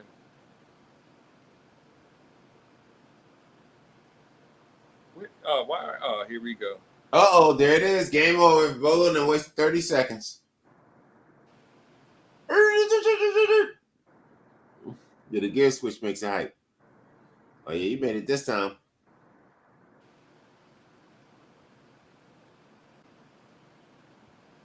Nope. Whoa, Bolo, you suck. And this is the first stage? Step your game up, Bolo. So with the Genesis, let's see what they give. They give you a whole bunch of games with the Nintendo Online service. Damn, that's dope. So I got Shinobi, Revenge of Shinobi. Oh, that dude, another one of my favorite games. Landstalker, Ghosts and Goblins. Oh, another classic, bro. Crusader of Senti. Damn, I don't think I ever played that, but that sounds dope. King Chameleon. Yeah. Postman. Alien Storm. I used to have that game. Alien Storm. Street Fighter 2. Street Fighter. Columns. Columns. Earthworm Jim. Earthworm Jim. Beyond Oasis. I used to love that game. Elisa Dragoon. Yeah. I don't know. Virtual Fighter 2. Golden Axe 2. Oh, Golden Axe, my shit. Doom, doom, doom, doom, doom, doom, doom. You got the little midget dude with the axe. He's get busy. Comic Zone. Mega Man. The Willy Wars. Target Earth. Zero Wing. Shining Force. I can't even see what that is. Shining Force. I don't know. I gotta make my screen bigger. Let me see here. Light Crusader. This is Alien Soldier. Space Harrier 2. Space Harrier. That's my Sonic shit. Spinball is my game. What is that? Like a pinball? It's like a pinball game, but it's an adventure pinball. What? Yeah, you have to actually climb and you get banged around different areas, kind of a thing. Nice. Alter Beast, of course. Now, that was the game that came with the system. Yep. Nice. Dynamite Heady, Sword of Vermilion. Oh, that's my shit. Oh, for real? Yep. Okay. Thunder Force 2. Toe Jam and Earl. I remember that. Golden Axe. This one here. Nice. Echo the Dolphin. I remember that. Dr. Robotnik's The Mean Bean Machine. Oh, Contra Hard Corps. Never played that. Castlevania Bloodlines. Yeah, Konami. Gangstar Heroes, Musha, Oh, the robots. Fantasy Star 4. And they got all the games, and they got like all the updated versions. They got even games that like after I stopped buying them towards the end and shit. They got all the games. They don't have 1, 2, and 3 on here. You have to buy them. You can buy them like I bought Outrun. So they give you like the all of that, like Contra. They give you hardcores. They don't got the original Contra. No, you might can buy it on the. You might can buy the arcade version. No. You know, some games if the arcade version. Well, like might be Castlevania, like these all look like the last versions of the game. Castlevania Bloodlines, Contra Hardcore, Fantasy Star 4. Yeah. You know what I mean? Rise Star, Shining Force, Shining Force. Strider, Streets of Rage 2. Oh, Strider, that was a shit too. I used to want Strider so bad, but it was always like the most expensive game. Streets of Rage 2, Sonic 2, Shinobi 3. So that's all you get with the Genesis service. And then they add them, they'll add one every so often. That's dope. You got all the classics. Yeah. That's dope. So, I mean, there's enough games to keep you busy for the next 2-3 years. Right? Basically. You know what I'm saying? So there's no real rush for them to come out with a new system.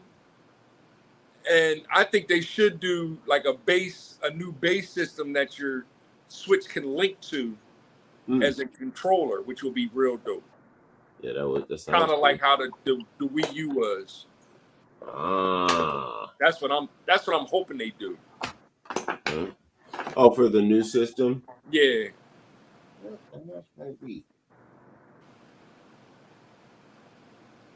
What else? I mean, that's it with that. Yeah. Don't mind me. I'm just looking for my reefers. I put my weed somewhere. All right. Any other technological thoughts or advances or things going on?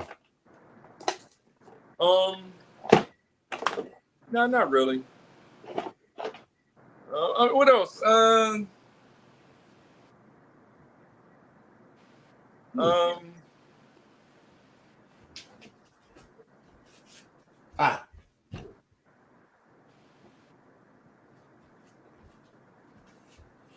Yeah, I can't remember. I don't think I have any. I didn't have any technology complaints this week. Of course, you got Henry Ford. You still go over and do whenever you run out of stuff. I'm trying to think. Did I have any other? And I just want to tell you guys, they canceled my show for a hurricane. Nick, I think the rain has even stopped. It's just cloudy outside. Now that's an LA hurricane. Look, you know what, camera?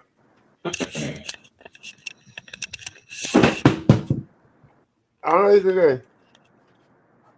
That is an LA hurricane. Rain hard? Yeah. All right. There you go. Is it raining? Over the place. Let me get my little wire here. Let me see what's going on here. Because this thing is all tucked in and caught up. Wait, what's that? Let's see what's going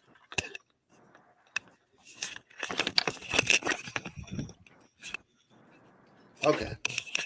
Oh, shit. I'm fucking all up. My camera's all over the place. Sorry about that, guys. So this is the LA hurricane.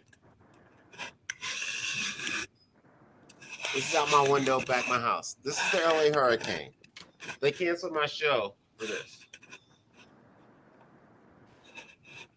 Nothing. You even hear wind out there?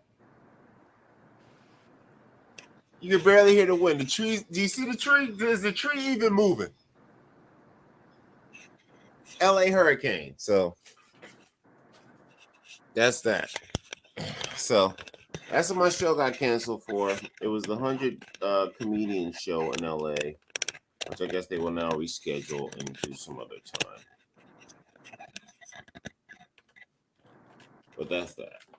So very disappointing. But on the same hand, I don't gotta get them to go do shit. And after this show is done, I'm probably going to get drunk and fall asleep. So I think we've done a good job. I suppose to wash clothes with my stupid wrapper He like totally ruined my life by taking like God. I swear, dog. He came to my house at 12:30. Now, Bolo, one song, not the greatest song of all time made, but okay. One song. How long do you think it took him to make the song? And if he came to my house at 12:30 in the afternoon, when do you think he left? To do one song. One song. He was ready like a Method Man, so about an hour. He didn't leave my house till 9 o'clock at night. Is there 8 hours of studio time? We did a full work day of studio time. Now he is also my friend, so we're still hanging out and talking and socializing. But while we're doing that, for the first like 4 to 6 hours, he's listening to the beat writing, right? But I ain't have nothing to do, so I don't care. And he's one of my young boys, you know. I don't got too many people that actually fucks with like that. Like he's one of those people that I could call and if I'm stuck somewhere, I could ask him for $100, he'd send it. He's one of those kind of guys. You know what I mean? So, but I've known him for almost like a decade more now. I've known him since 2009. You know what I mean? So I give him a pass, and he only shows up every couple of weeks. So I'm like, I don't get to see him too much, so I don't care. Come through, kick it. He likes music. He loves to rap, but 4 hours to record, 4 to 6 hours to work on the music. Then he's like, all right, see, I'm ready to record. Dog, it took him from, so let's say, all right, bro, he left at 9 o'clock. What time do you think he started actually recording after writing and practicing all day?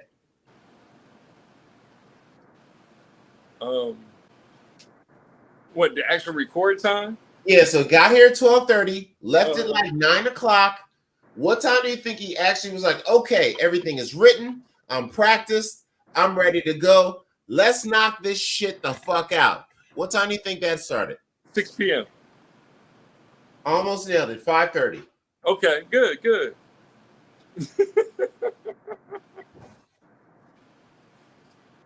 And you know what I'm thinking the whole time? It take Method Man an hour to knock this shit out. It's already on his phone. All he needs is the BPMs. That's probably. And even then, he'll adjust. And what was frustrating me, and I tried to talk to him about it, but then he gets kind of in his feelings because he like them young basketball players like Carmelo Anthony. You say, hey, Carmelo, could you work hard and box out? He go, oh, man, why you hate me, man? Oh, man. You know, so he like one of them. So he thinks when I start talking to him about like, hey, try to use some strategies to get, he thinks I'm rushing him because he's taking too long. It's like, no, why are you messing up 72 times after practicing something for 4 hours? You get what I'm saying? Yeah. The purpose of practice and preparation is so when it comes game time, it's easier for you to knock it out. Why are you spending 4 hours, Doug? Okay, so we had a hook and 2 verses.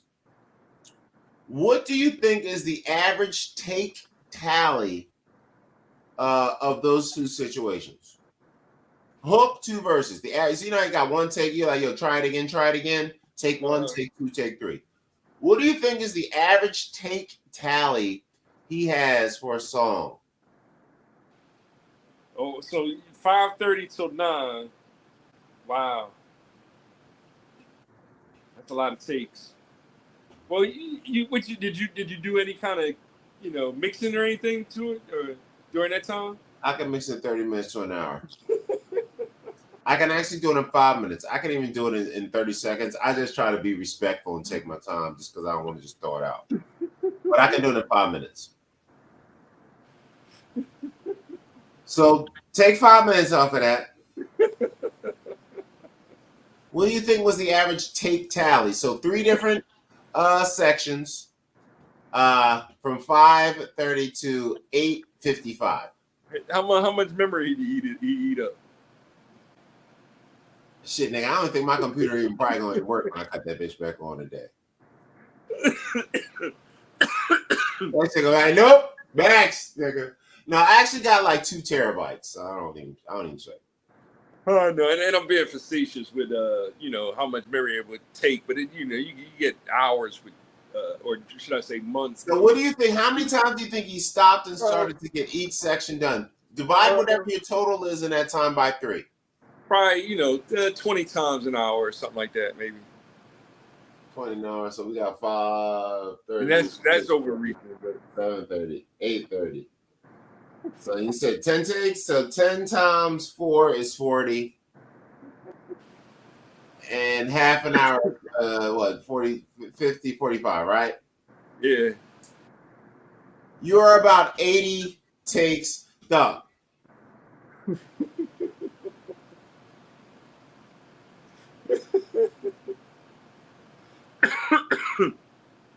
I'm talking 35 to 40 takes just for the hook.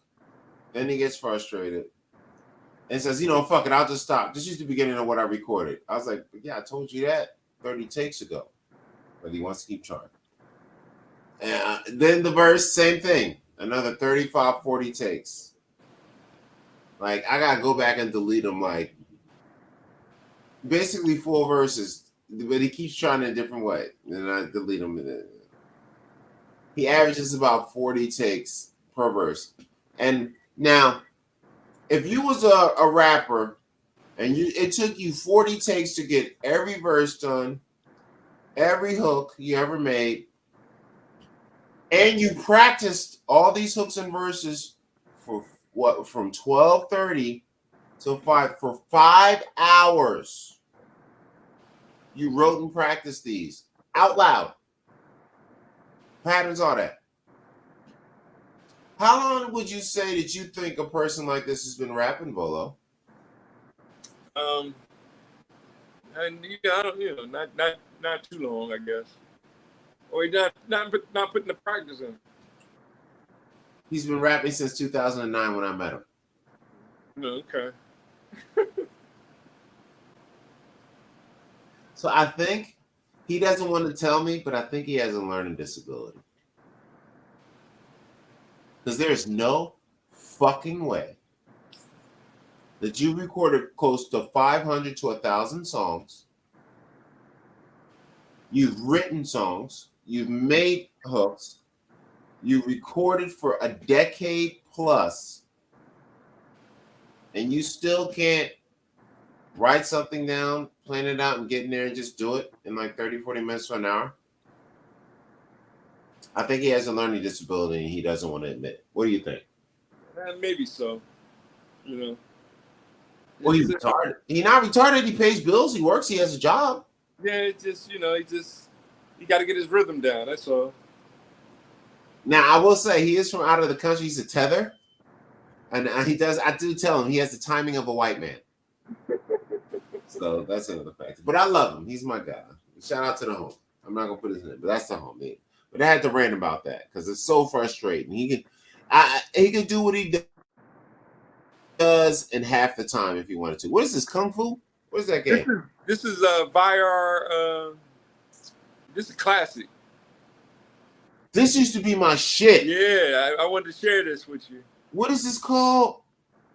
Oh, this would be my VR shit. Kung Fu. Yeah, this used to be the shit. This is a Nintendo game, right? Well, it's I forget who makes this. Let me see. Who's the company? I'm looking it up. Oh, Konami. Okay, Konami. It probably was on goddamn Sega. Yeah, it's the Konami game. And it was the old Kung Fu game. They I can get it for it's $8, but I usually wait for. This is the next one I went on sale. Like they usually go half price or even lower. This that game, bro.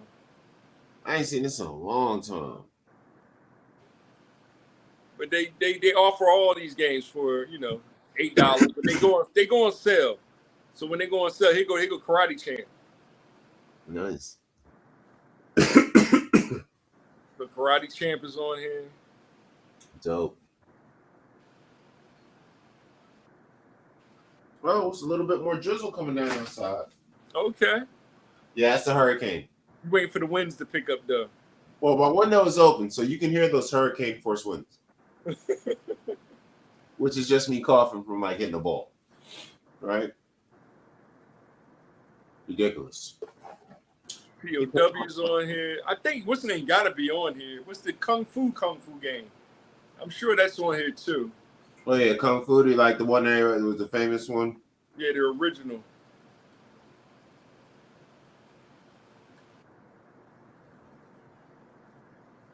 $8. I got Burger Time, but $8. Yeah, they want $8 for them, but they go on sale. They'll go on sale. You know, don't buy nothing unless it's on sale. That shit used to cost $8 back in the day, my nigga. How you gonna charge them the same price for a game 40 years later?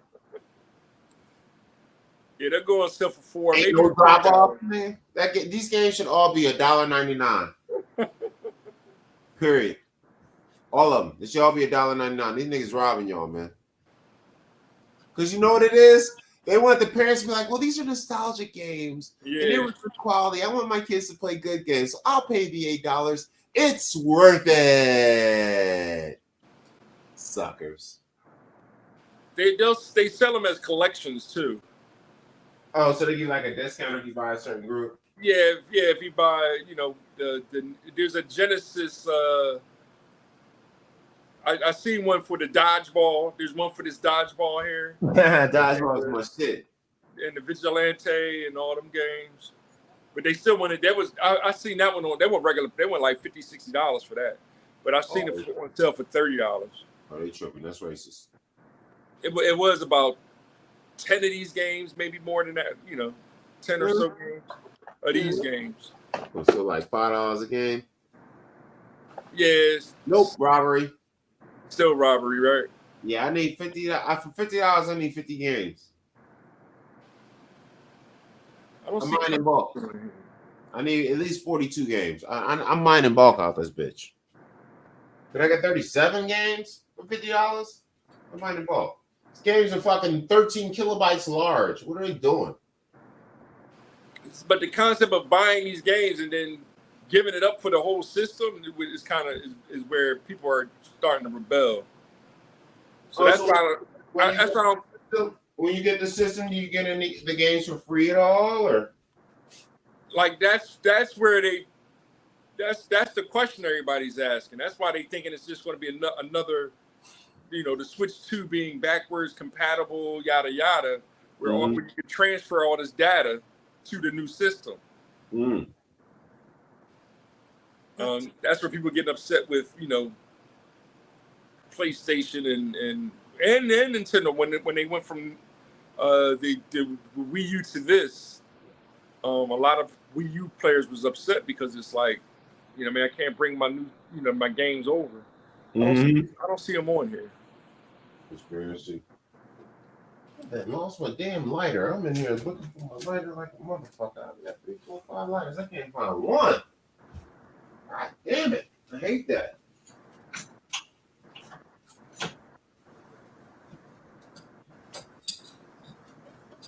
Yeah. That. Right. I got 50 goddamn lighters. I need to find one. I can't find that. Oh, there we go. Bam. There we go. Back in the game. So what's going on right now?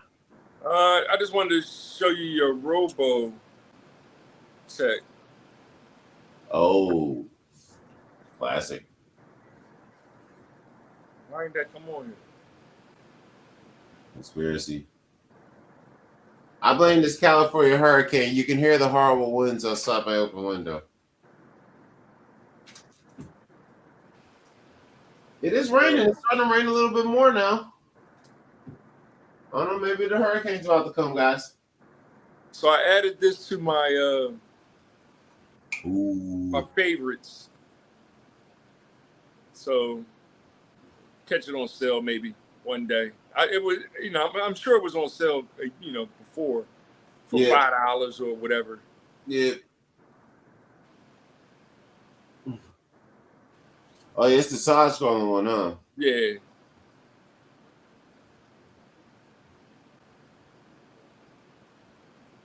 New 3D art.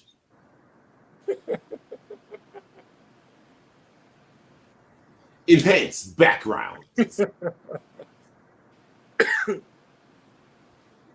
Side-scrolling shooter. Mhm. Original music from the series. The most important part. 10 playable characters. Oh, so you can be everybody, huh? Yeah. Use powerful weapons. Use powerful weapons. Oh, you got the homies helping. That's dope. Ooh. The classic side scroller weapon switch. The spreader. Top down destroy mode. Oh, this is the tanker. That's the tank joint with the missiles. Co-op. Oh, transformable Veritech fighters.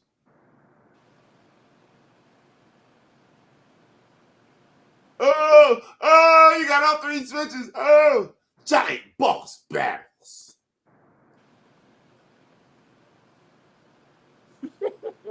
These don't look too giant. These do not look too giant, but that's dope. That's a cool game.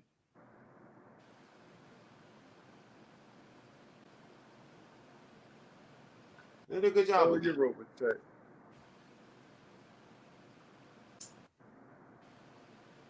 We're coming the guys. Just screenshots. Nice.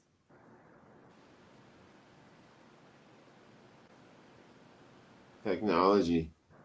Yeah. So amazing.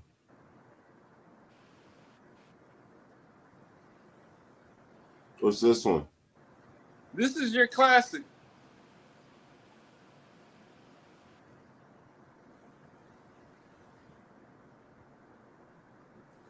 The Frontier Foundry. And Q-Lock. Oh, Tycoon. Oh, so it's on there? Yeah. Dope.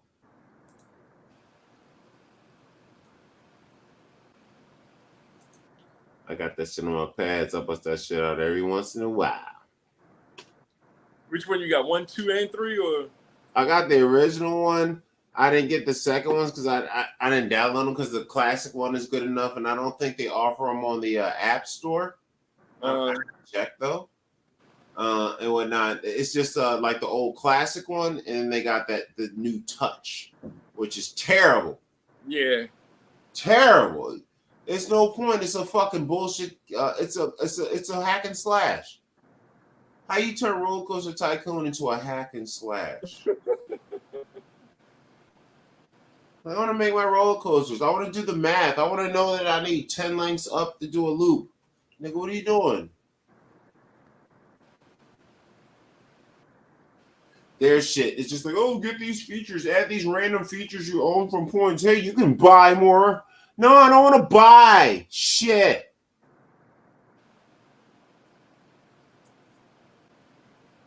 So what? Which version is this? The Touch? This is 3D one. Okay, this is 3D. But you still make the coasters your own, or you got a preset? Let me see.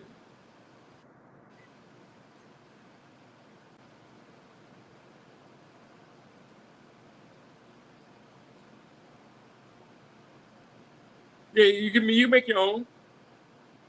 I forget the controls. I got to bear with me with the controls. Okay. Oh, let's watch the 3D version. You can is ride this the a pre-made ride. or is this one you fucked with? This pre-made joint? It's a pre-made. This is what comes with this level. Nice. Oh, you can sit in the front or the back? Yeah. That's hilarious. The front is hard for the look. But this one comes with this park or whatever. Like okay. I ain't make one yet. I'll make one and share it another time or whatever. That's like, ooh. Yeah, I'm thinking about going to motherfucking, even though they don't got no good rides like that. I was trying to figure out what I was going to do for my birthday in September. And I was like, I already did Six Flags. I was going to go do Catalina, but Catalina's going to cost me like $2,000. I'm like, fuck that. So I said, you know what? I'm going to go to Legoland. Legoland? Yeah, it's in Carlsbad, California by San Diego. You don't do the Six Flags no more? And it's only like, I think, well, yeah, but I already been there 1,000 times. Oh, okay. And I can go there anytime I want. You know what I mean? But it's like, if I'm planning something out, like I can jump up and hop on a train basically and go to Six Flags. You know what I mean? That's nothing. It's like a 2-hour ride, but I can do that anytime I want. But Carlsbad, California is in San Diego, which is basically I'd have to go down there to Mexico, pretty much, which is like 2-3 hours from here. So I got to catch like a whole train or maybe some other kind of bus or some something. So I was going to go down there and get a hotel, and it's only $100 for 2 days at the park. So I'm like, okay, $50 a day. That's way cheaper than it would be for Six Flags. And I can do Six Flags in one day. Like I can go to Six Flags and get there when the park opens at 10, and I can do all their coasters by closing. You know what I mean? That's no big deal.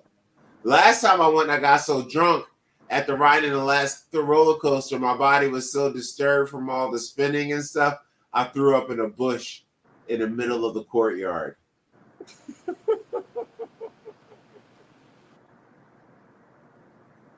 I was like, great birthday. It was literally the last, all right, this is the last coaster. I rode it. I got on it. As soon as I was off the chain, I was like, all right, it's time to go home. And I got off the coaster, and my stomach was like, I was like, what's wrong with your stomach?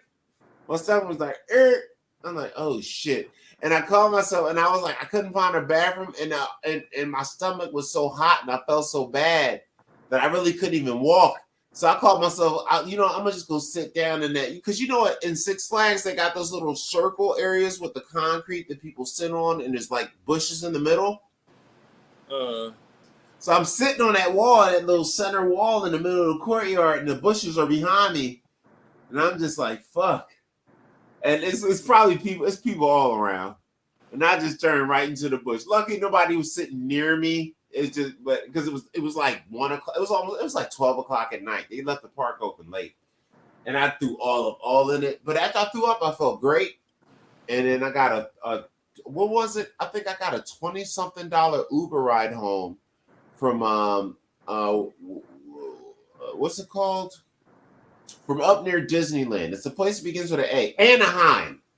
It's up near Anaheim, which is a 40-minute car ride. But I guess for some reason the guy must have lived where I did. So my ride was like $27 to get home from Six Flags. And it should have been like 50 or 60. Like if I quoted today, probably like 80. So that was pretty good.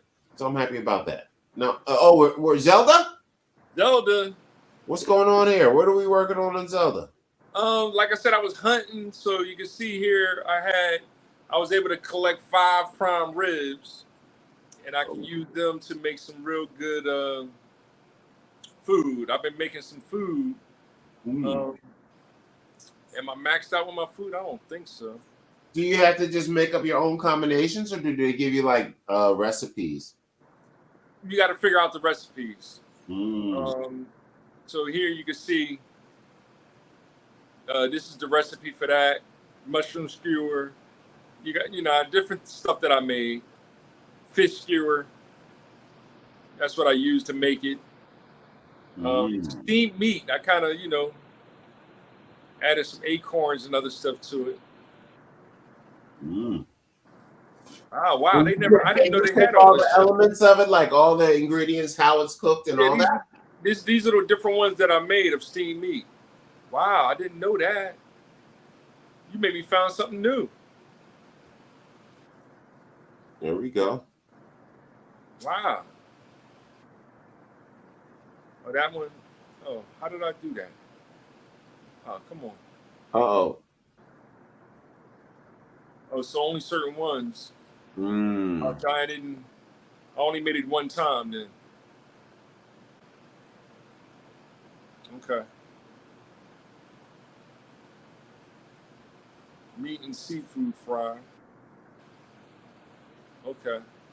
It look like this fool be eating good. Wow. Pepper steak. I didn't. I made it with chicken once. Yeah, that's dope. He up in there cooking shit up. Pepper seafood, huh? And you basically pick the ingredients, the meats, and like how it's supposed to be cooked or something. Yeah.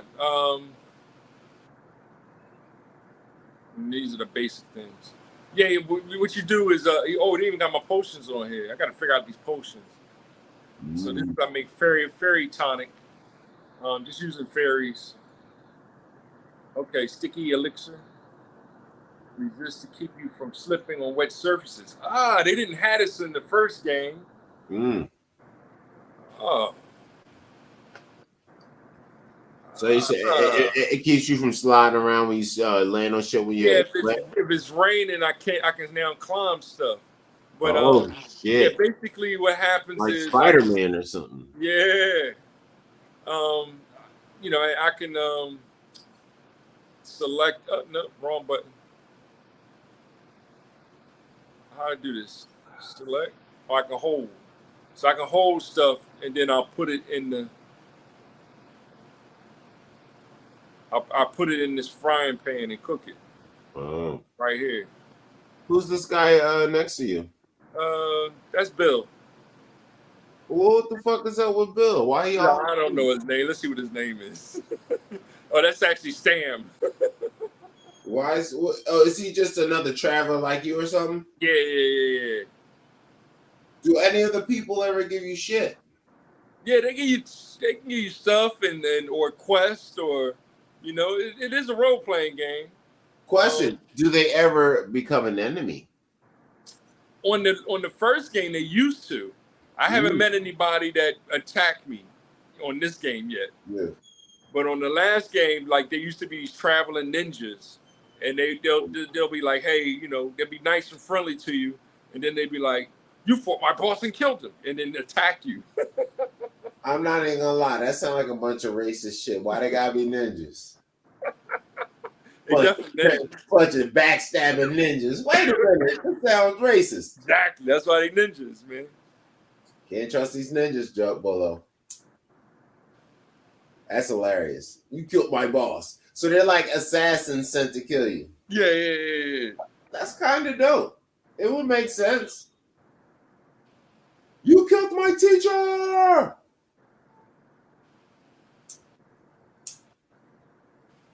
Dope. Okay. Yeah, boy. I'm over here just surviving through this hurricane. As you guys can hear in the background, the hurricane wind forces. Dog, it's so peaceful outside. I'm ready to take a nap to this shit, my nigga. It's like a nice, comfortable whooshing outside. I'm ready to go lay outside in the so-called hurricane and take a nap, nigga. California hurricane game is whack. I'm so disappointed. Oh, here we go. Wait, I got an alert on my phone. It says Natural Weather Service. A flash flood warning is in effect for this area until 3 a.m. This is a dangerous, life-threatening situation. Do not attempt to travel unless you are fleeing an area subject to flooding or under an evacuation order. So let me tell you guys what this means. California has the shittiest water system. Already, when I went to the store earlier today, I was walking through puddles of water. If it rains really hard, last time it rained hard, no bullshit, Volo, the city's going to be flooded out. Like, you won't be able to go more than 6 blocks without a street completely covered in water. Like, you got spots like that in Philly, like Mr. BAS's house? Yeah. Like his house, the corner of his house gets like that in Philly, but people still drive through it or you can work your way around. No you can't work your way around the ones here in California. When the shit is flooded, I'm talking like damn near 5 feet of water, like the whole street, like a whole block is done. Not just a corner. Like, because the corner, it dips down at home. No, the whole block here is done, like when it rains like that. So it's like, yeah. So I figure that's what's really going to fuck people up here is all the rain. But there is no wind, there is no thunder, there is no lightning, there is no hurricane force breezes. Only hurricane force breeze is how hard I'm hitting this bowl.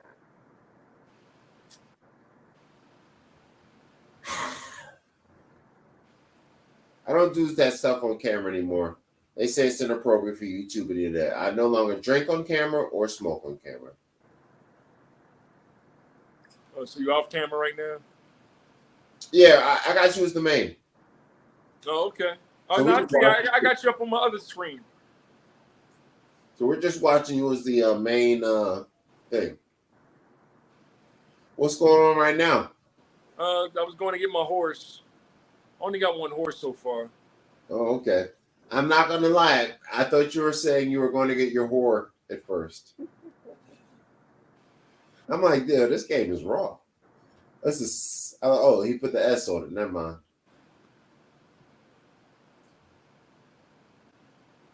So what, you got to talk a nigga into your horse? Well, nah, you can go to the stable to bring them back or whatever. You can store a couple horses. So what, you at the store or something right now? No, I just got my horse. Pick up my Oh, horse. okay. Oh, okay.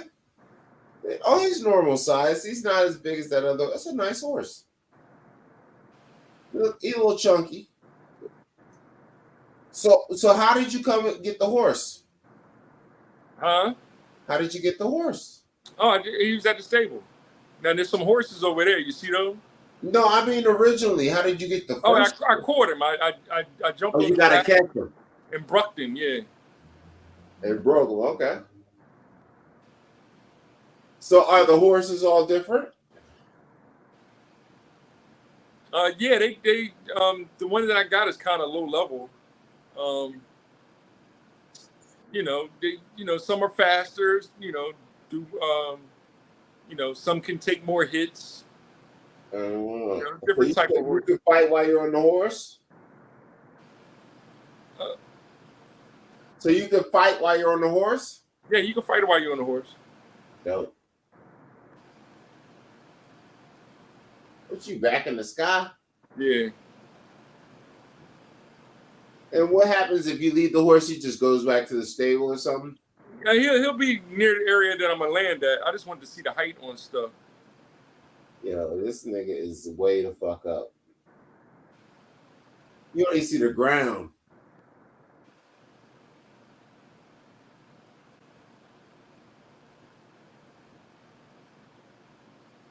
So are you in the sky world? No, I'm on the ground. Oh, okay. I can't tell. This game is so big on my horse. You can see how he comes over to me? He's very obedient. Oh, okay. There he is. Can you upgrade the horse? You got to catch a good horse. No, but can you add stuff to the horse to make him better? Yeah, I'm not sure. No, I don't think so. I guess you can. Like armor? No armor? Nothing? Yeah, the last game you could add a different seed and stuff like that. I didn't get to that part yet.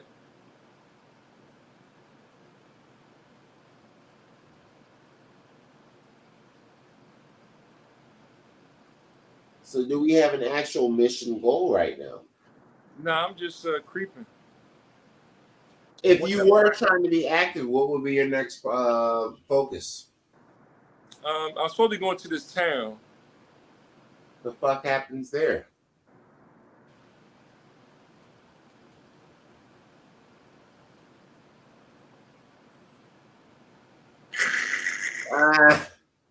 So it's kind of like Red Dead. So you got a kind of Bronco rider. Yeah. And if you don't pick the right direction, he kicks you off. Yeah. I wanted that one too. It's black.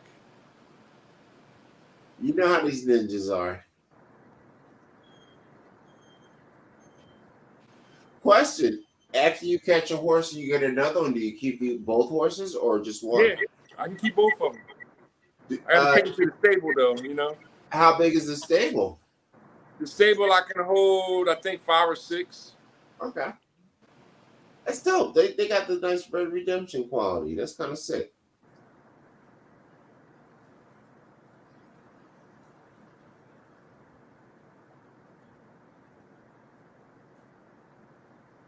Actually, I'm kind of glad they canceled my show. Thank God for this bullshit hurricane. Oh my God, I didn't feel like doing shit today. And then I fucked around because I woke up like 6:00 this morning. So I was up so early. So I'm playing video games and watching YouTube and chilling. And then I was like, man, let me go get this bottle of tequila. Do you have to feed the horse? Ah, see, now this one got 4 hits. He's fast. He's fast. So he's a bad man, Jammer. So I caught a new horse, man. Thanks to you. Nice. Black Beauty too. What should I name him? Yeah, that's the new horse. Don't ride that other weird unicorn-looking shit no more. Ride this one from now on. We need a saddle. How come the nigga horse don't got a saddle? And he's not listening. I'm not getting into that shit. That sounds racist. Oh shit! I just called him a nigga horse. I guess I'm the bad man. Allegedly. So what? Do you have to like train him or something, or like? Yeah, kind of like I gotta pet him and feed him and all that good stuff. Dude, it's just like Red Dead Redemption. You gotta pet him and feed him and brush him and ride him a lot. And the more you ride him and do it, that's like a better relationship. Yep. So do you have to like when you get home? Do you have to like tie him down or drop him at the stable first? Or I'm trying to go to the stable now. He's not listening. Ride him a bunch first and then go. Oh, Red Dead Redemption, when he has a feisty horse, he goes running with the horse to make it tired. Then he goes to handle business. See if that works. Like tire him out, try to tucker him out a bit, get him tired or something, and then go back. Pretty fast. Yeah, but I bet does he have a stamina bar? See the 3 spears that Yeah, we'll run it down and then run right into the bar when it gets low. So once it gets low, circle around.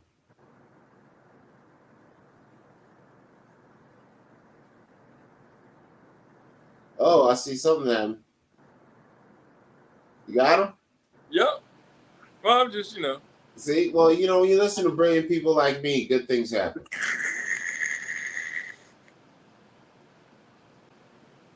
All right, so he's weak. His strength is only 1 star, but he got speed and stamina.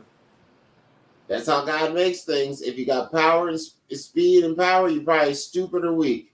Now you see the temperament is still wild. Now I can get that to stabilize or whatever. Well, I don't know. According to a lot of KKK members, you can't get it out of those black ones.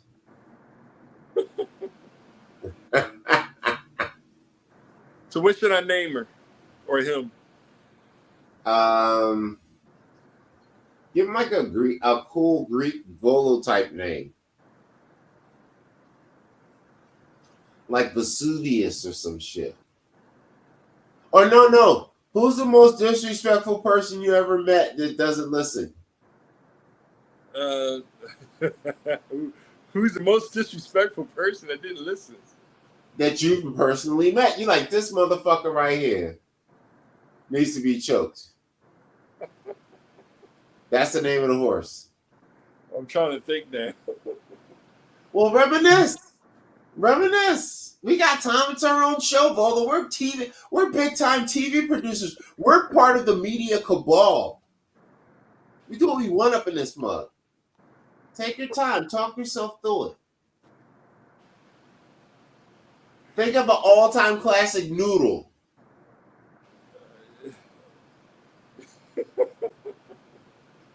And that's the horse's name. Oh, boy.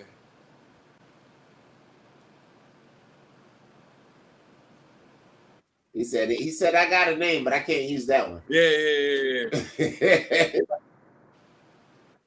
Or give him like a god name. You know how they had Pegasus and your Volo M tautology, or give him a name like Frostarius or Bobadius, or maybe one of those cool kind of names, maybe. Or something regal because he's a great black man. I don't know. Call him what's his name? I don't know. What's the call that one of Wakanda names? What's the nigga from Wakanda? What is his name? Who's the bad guy that everybody hated? Michael. I was thinking of the other guy. T'Challa. Not T'Challa, but the is the good guy, and the bad good guy was Michael B. Jordan. I don't know his name. Call the horse Michael but I don't know his Killmonger. What was the other guy's name? I'm trying to look it up now. Mbuko? No, M'Baku was the big black guy from actually he was the guy from the mountains. He was the leader of the mountain people. Yeah, that's the name I'm looking up. How you spell that? M'Baku. Probably not I. Umbaku.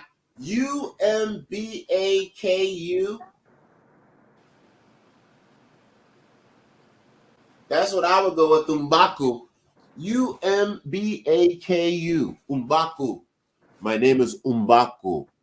Some girl on the internet, she's like, man, I want that M'Baku to blow my back out. I said, you know what, black women, you go back in the house.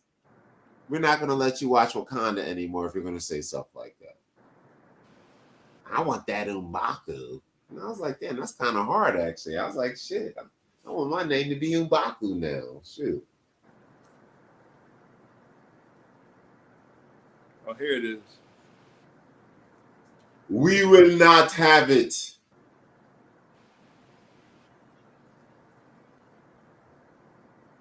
Wait, the fuck? Is it a W? Oh, it's an M. Like M'Baku. Oh, with a hyphen. Okay, so that's still kind of close. I almost had it. M'Baku. Who is this weed smoking dude at the store?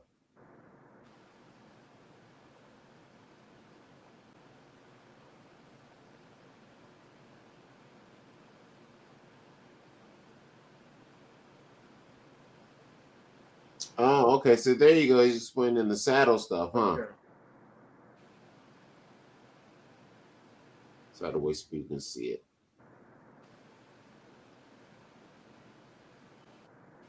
You know what? I'm gonna put some music in the background.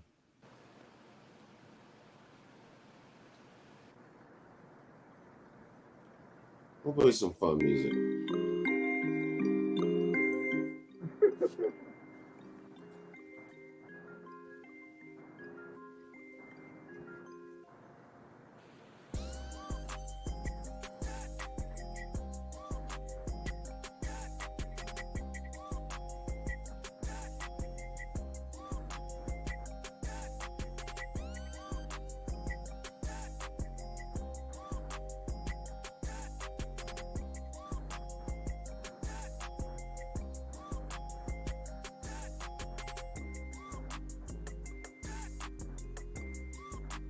It's like a Clydesdale. Oh, you got your little seat now. He got a little saddle now. He a real one.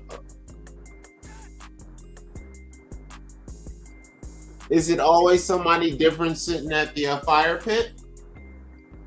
I guess it changed because it's nighttime. Oh.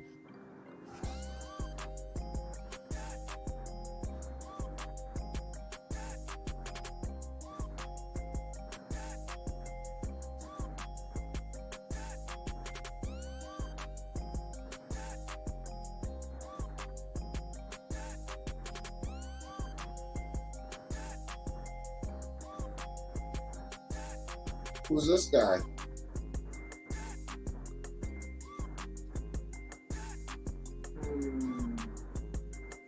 I forgot what I was supposed to be doing. Oh, I'm supposed to go to this village to the east. What do you buy? Like some kind of ticket or something?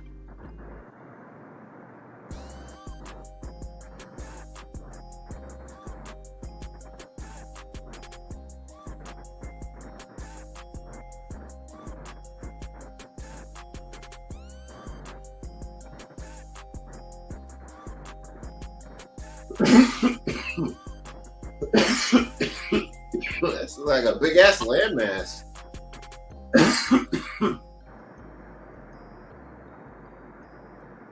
So it looks like you've expanded the world a little bit. Yeah.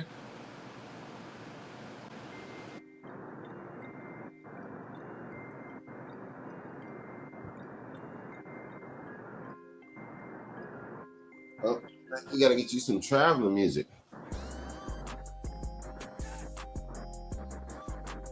Let's see, what's a good one? This is good. This sounds like a daydream. Let's switch the jam up.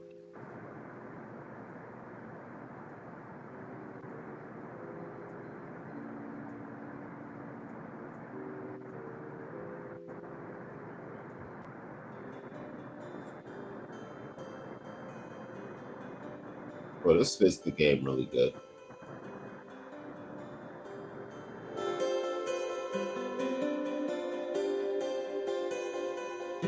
This game nice.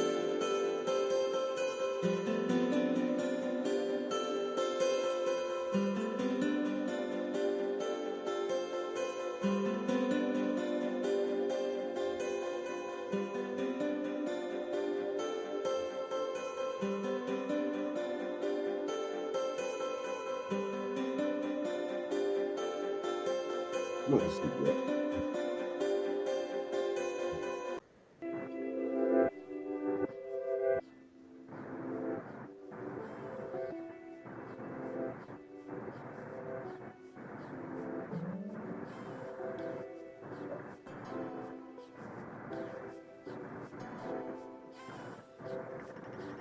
Oh, somebody bucking at you. Bucking at you. What's popping?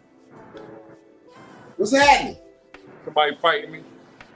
Why you getting clapped on and getting treated like a bitch though? What's going on? What you want to do about it? Oh. Was he on the horse too? He was. Who are these guys? Who are these guys? Just some people around, some goblins. Oh, just hating on the brother. They did.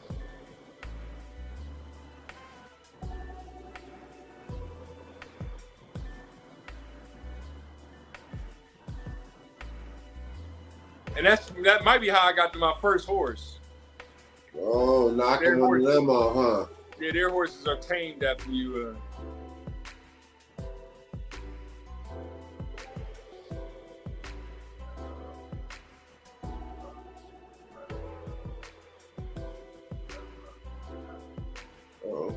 What's that? What's that? What's that? What's that? What's happening? Pat.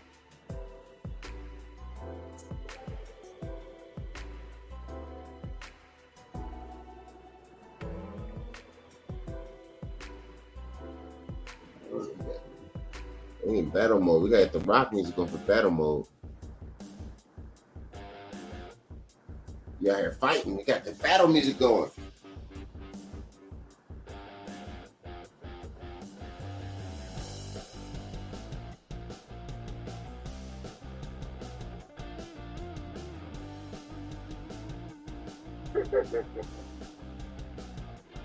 Battle music.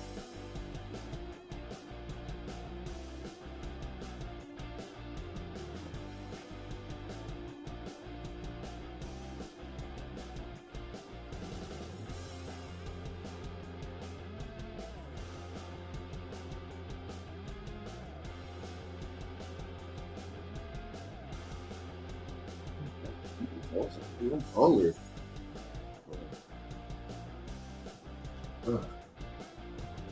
Oh yeah,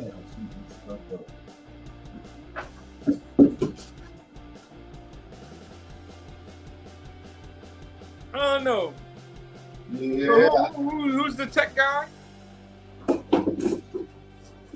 that's right, Ford. Yeah.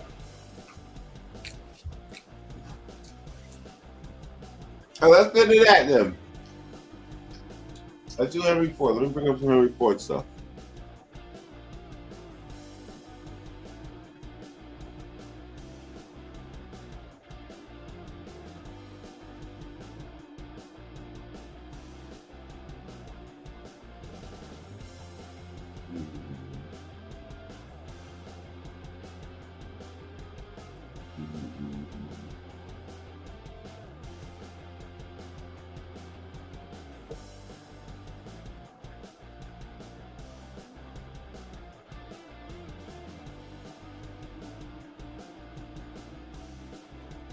I might use this channel more.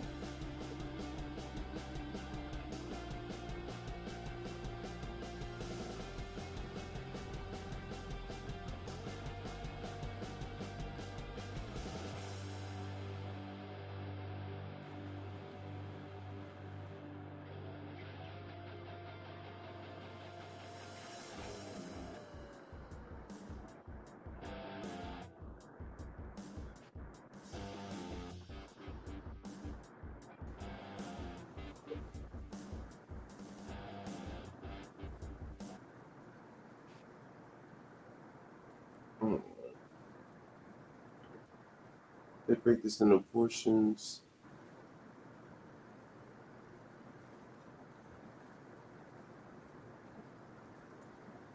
All right, so we're going to do our Tech Lord of the Week right now. Mr. Henry Ford. Volo continues to rock it out there. I found a nice bio here. I'm going to just go to the highlight portions all along the video. There's 1, 2, 3, 4. And I'll just play about 30 seconds to a minute at each scenario as we skip through his bio, because I see there's some main points that were mainly watched, so I'll assume those are the points where they talk about important stuff. And we'll check that out. I'll shout out to the bio channel, biography, for what they got going on, and play some of this bad boy and see what we got to start it off. And shout out to our Tech Lord of the Week, Mr. Henry Ford. He gave the car to America. I think Henry Ford may have been the most influential man of the 20th century. He made bitter enemies. He was a nasty individual. He believed in hard work. Yes, indeed. If a young man makes up his mind to work, there's no limit to what he can do. And he demanded hard work. To work at Ford's at that time, you had to give up your dignity, your manhood. He was praised by everyone from President Herbert Hoover to public enemy number 1, John Dillinger. And he's a man who changed the way we all live. He was an American legend who gave us mass production, the Model T, the V8, and the traffic jam. It's all because of my great-grandfather. All right, so just pause right there. Any initial commentary, Volo? They go dragon. But yeah, Ford is, he's one of the originators. He's the Disney of automobiles. All right, well, let's keep it rolling and see what else they got to say. Skip to the next section.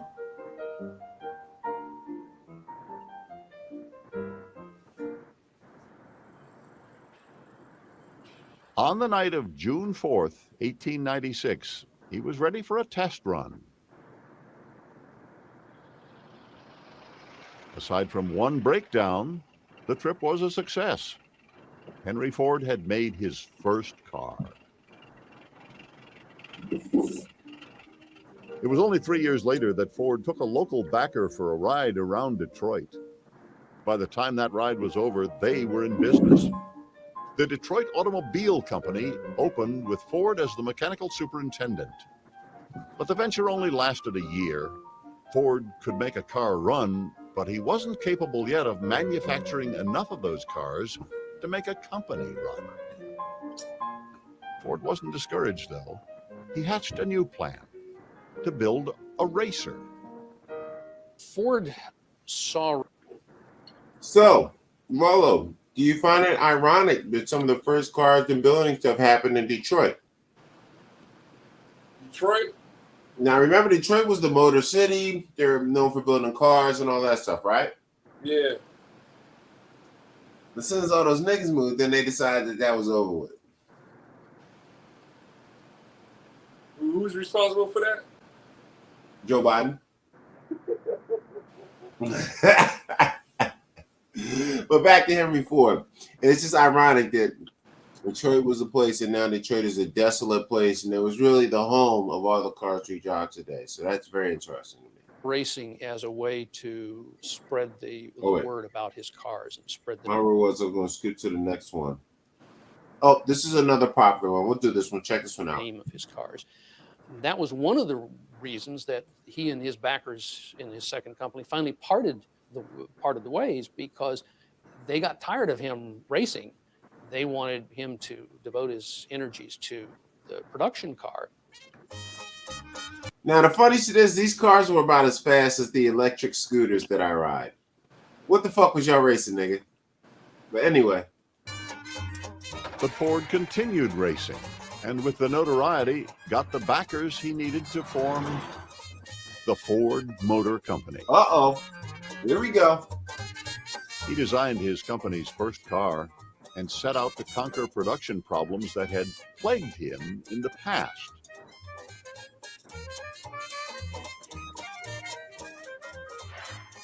He set up shop, hired men, put out a car, and waited.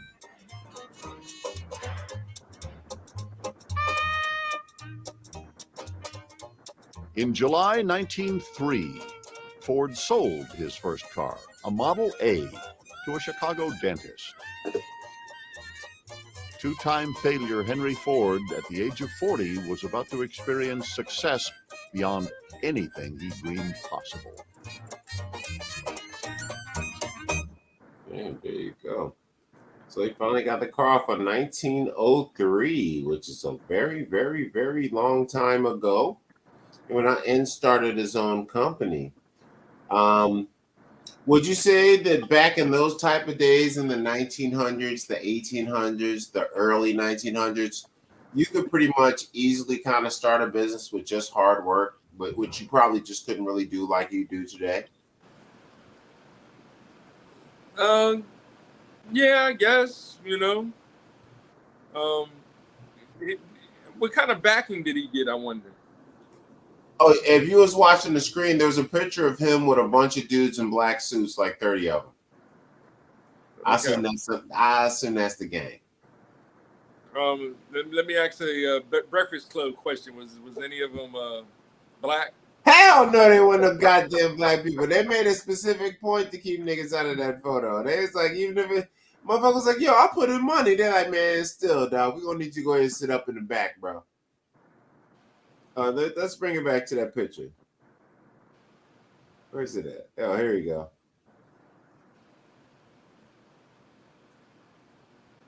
All right.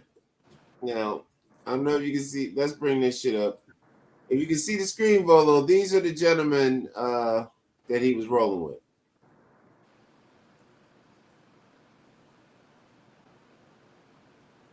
Actually, one in the back in the middle, he might be black. He might be, right? Yeah, you know what it is? He is black.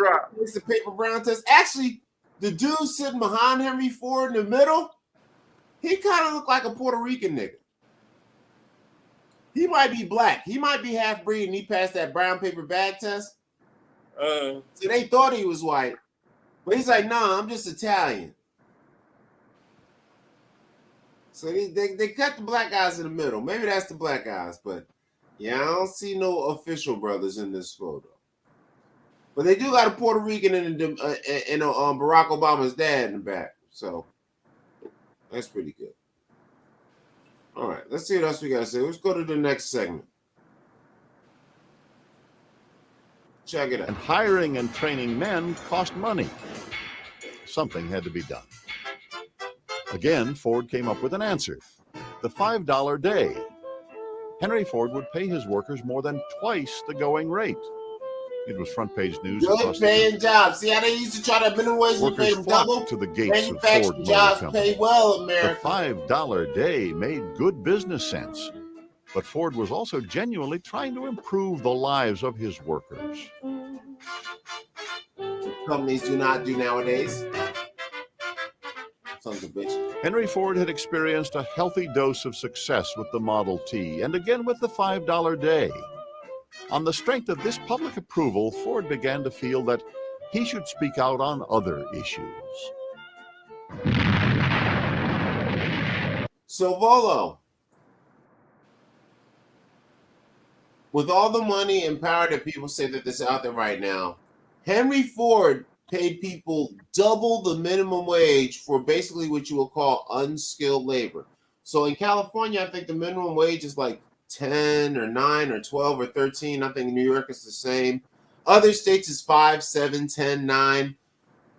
Imagine, so if Henry Ford could pay people double starting a brand new business, why can't companies that have been running for now pay people double?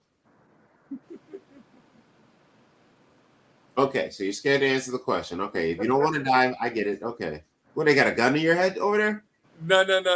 You know, that's the Ponzi. Yeah, That's the Ponzi economics. Bolo must be working on getting a new gig ad job. He's like, nah, them niggas be watching this show. I can't say Yeah, shit. they definitely do. With Europe exploding into war, he tried international politics. A young reporter sent out to interview Ford came back with a story quoting the car maker as saying that he would give everything he possessed to stop the war. As the story spread, a noted peace activist approached Henry Ford. She found him a willing listener. Ford agreed to attend a meeting that very weekend in New York. There, his name was added to a delegation that would petition the warring governments. They weren't the sort of people that he would normally have got involved in, but they did flatter him. It was a simple sort of solution. Charter a ship, go to Europe, stop the war. Henry Ford can produce a Model T. Why can't he stop a world war? It was an illustration both of his idealism and now of his arrogance. Yeah. The peace delegation Let's was pause far it from right united around the... Did you hear that last statement, Bolo? What was that? They said that Henry, as he got into business, he was looking for a way to expand things, but also be involved in making people's lives better. So when the wars were coming up, like probably World War I assume it was, during his time, he got involved and he wanted to help the government stop the war, and he thought he could help stop and control the war. What do you think about the fact that he went from bum nigga to getting all this shit popping to thinking he can stop wars? Do you think he thinks he's Umar Johnson? The white version you saying? You're asking? I just asked the question. You know how I get about that, Will. I get an attitude. Answer, please. I wouldn't say Umar, but you know. Okay, well, I'm just saying he thinks he can stop the world and he's white Jesus. I mean, Umar's black Jesus, so whatever. I'm just saying. I'm not judging nobody, but you know, I figure Umar must be sitting in the room with you right now, handing you the blunt. Like, don't you say shit, nigga, or I won't help you build that school you working on. Cause. As members fell to arguing and backbiting, the shipboard press delighted in sending scathing stories home. Here. We're jumping to the next popular section, which looks to be right here. Let's see what we got. Fired, Henry Ford again offered the world his thinking. But this time his thinking was tainted by anti-Semitism. Anti-Semitism was very common He was in the farm Kanye West communities in of this the bitch. Midwest at the end of the last century. It went with mistrust of the East, you don't like him now? the banking You system, sound you fuck with him all now. sorts of things like this. And Henry Ford's prejudices were those of an ordinary Midwest farmer. The tragedy of it was that he had the money and the conceit to put his ideas on paper and actually publish his own magazine, which so he went spread off it on the all J around Bros? America and, of course, made him a laughingstock. Through the Dearborn Independent, Ford blamed the Jewish people for everything from World War to short skirts, cheap movies, and jazz music. It wasn't until he faced a libel suit, public disapproval, and the continued pleas of friends that Henry Ford tendered an apology. But there were those who doubted the sincerity of that apology. Back it up. You see what's on the screen, right? Where did it go that fast? Yeah, we need to talk about this. Now, Volo, you see what's on the screen? It said Jewish something. Okay. Now, one of your favorite things to talk about today is flaggers, right? Yeah. And one of the things that most people love to talk about is cancel culture, right? Yeah. Did you just hear what they just said about this man? He disavows. I'm looking at the article now. I know, but did you hear what they said in the talking portion about what happened to him after this came out? He got blocked. He got a flat. He got a canceled. He got canceled, and this was in the 20s. So the point is, what do people say? I'm sick of this new cancel culture. And this is why I run for president, because everybody thinks this shit is new. This shit is as old as the fucking country. It's just on the fucking internet now. You still lose your job. He said his friends stopped talking to him. Like, I don't know if you heard the audio. Let me run this shit back. He got canceled, bro. I'm gonna run this shit back a little bit. Don't say it again. All sorts of things like this. And Henry Ford's prejudices were those of an ordinary Midwest farmer. The tragedy of it was that he had the money and the conceit to put his ideas on paper and actually publish his own magazine, which like Kanye spread it all around America and, of course, made him a laughingstock. Through the Dearborn Independent, Ford blamed the Jewish people for everything from World War to short skirts, cheap movies, and jazz music. It wasn't until he faced a libel suit, public disapproval, and the continued pleas of friends. I gotta pause. Do you think he's still different than Umar? Is Umar Christian or? Umar ain't shit but a Philly nigga. No, Umar prays to the gods of African ancestry, Ifan Tunde Ogun. He prays to Ogun. Ogun? Yeah, that's what he says. He's like Ogun, the god Ogun. That's what he's always talking about. Okay. So does he sound more like Umar yet? Yeah, kind of. Yeah. But Henry Umar, Ford tendered an apology. Well, Umar has no business sense. Yes, let's make that division. All right. Is it okay? Then once you take business sense out, how much does he sound like Umar? Anyway, all right. Let's hear what else they said about this guy. But there were those who doubted the sincerity of that apology. In July 1938, Ford accepted. Did you notice what he said he had to do? Did you hear what they said? No, I missed that. He made the apology. Remember the denies thing you saw? Yeah. What happens today? What had just happened to Jamie Foxx last week? I know. Oh, Jamie Foxx. Oh, yeah, that was corny. But what did he do right afterwards? The apology. He apologized. Just like Henry Ford. Henry Ford was like, oh, I know you niggas had all the money, my nigga. Hold up. I apologize, bitch. What else? Hold on. Huh? Jamie was just saying Black Jesus or something like that. What did he say? I can't remember what Jamie said. Oh, well, the quote what Jamie Foxx said, Jamie Foxx was having an interview and he basically got screwed over by somebody while he was sick. And and the guy was like, yo, you don't think that's like, he's like, yo, you don't think it was just coincidence or business? And then Jamie's like, what? Them motherfuckers killed Jesus. He didn't say motherfucker. He said they killed Jesus. And he said, if they kill Jesus, what do you think they'll do to you? Tell me that doesn't sound racist as fuck. All right, I guess so. So what he said was they killed Jesus, right? So yeah, number one, you're already out there talking about white Jesus, giving the white man's religion in your argument. So you're already dumb, right? And then what he said after that, well, if they killed white Jesus, who apparently is better than you, maybe he was black, what do you think they will do to you? You know what that means? That means everybody that's in that group is in danger of killing you, robbing you, and taking from you at any moment, at any time, no matter who you are. Is that correct? Is that not what he said? I know. You know is that not what he said? Polo. I have to look it up. You're in your 50s. Yeah, but answer the question. Is he talking about the Hebrews or the Jews? Who killed Jesus? The Romans. That's a lie. Pontius Pilate said he wouldn't do it and wash his hands of it. You need to learn the Bible. Of it. Yeah, I know. So that was what you just said was a 100% lie. How many black people say that? Yeah, but Jesus wasn't Roman. What was he? He wasn't Roman. What was he? But that's the picture of him. He was either Hebrew or Jew, or whatever term they use. So who killed them? The Hebrews or the Jews. Okay. So when Kanye West said they killed Jesus, And we all know who killed him. You just scared to say it for some reason. I don't know why you're 50. I said it was the Hebrews and the Jews. I know. I had to drag it out of you though. Why I always gotta drag it out of you, bro? They brought him before Pontius Pilate.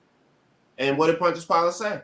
He wiped his hands clear of it. He said there's some bullshit. He found no fault with. So why did you blame it on him? So question: why did you blame?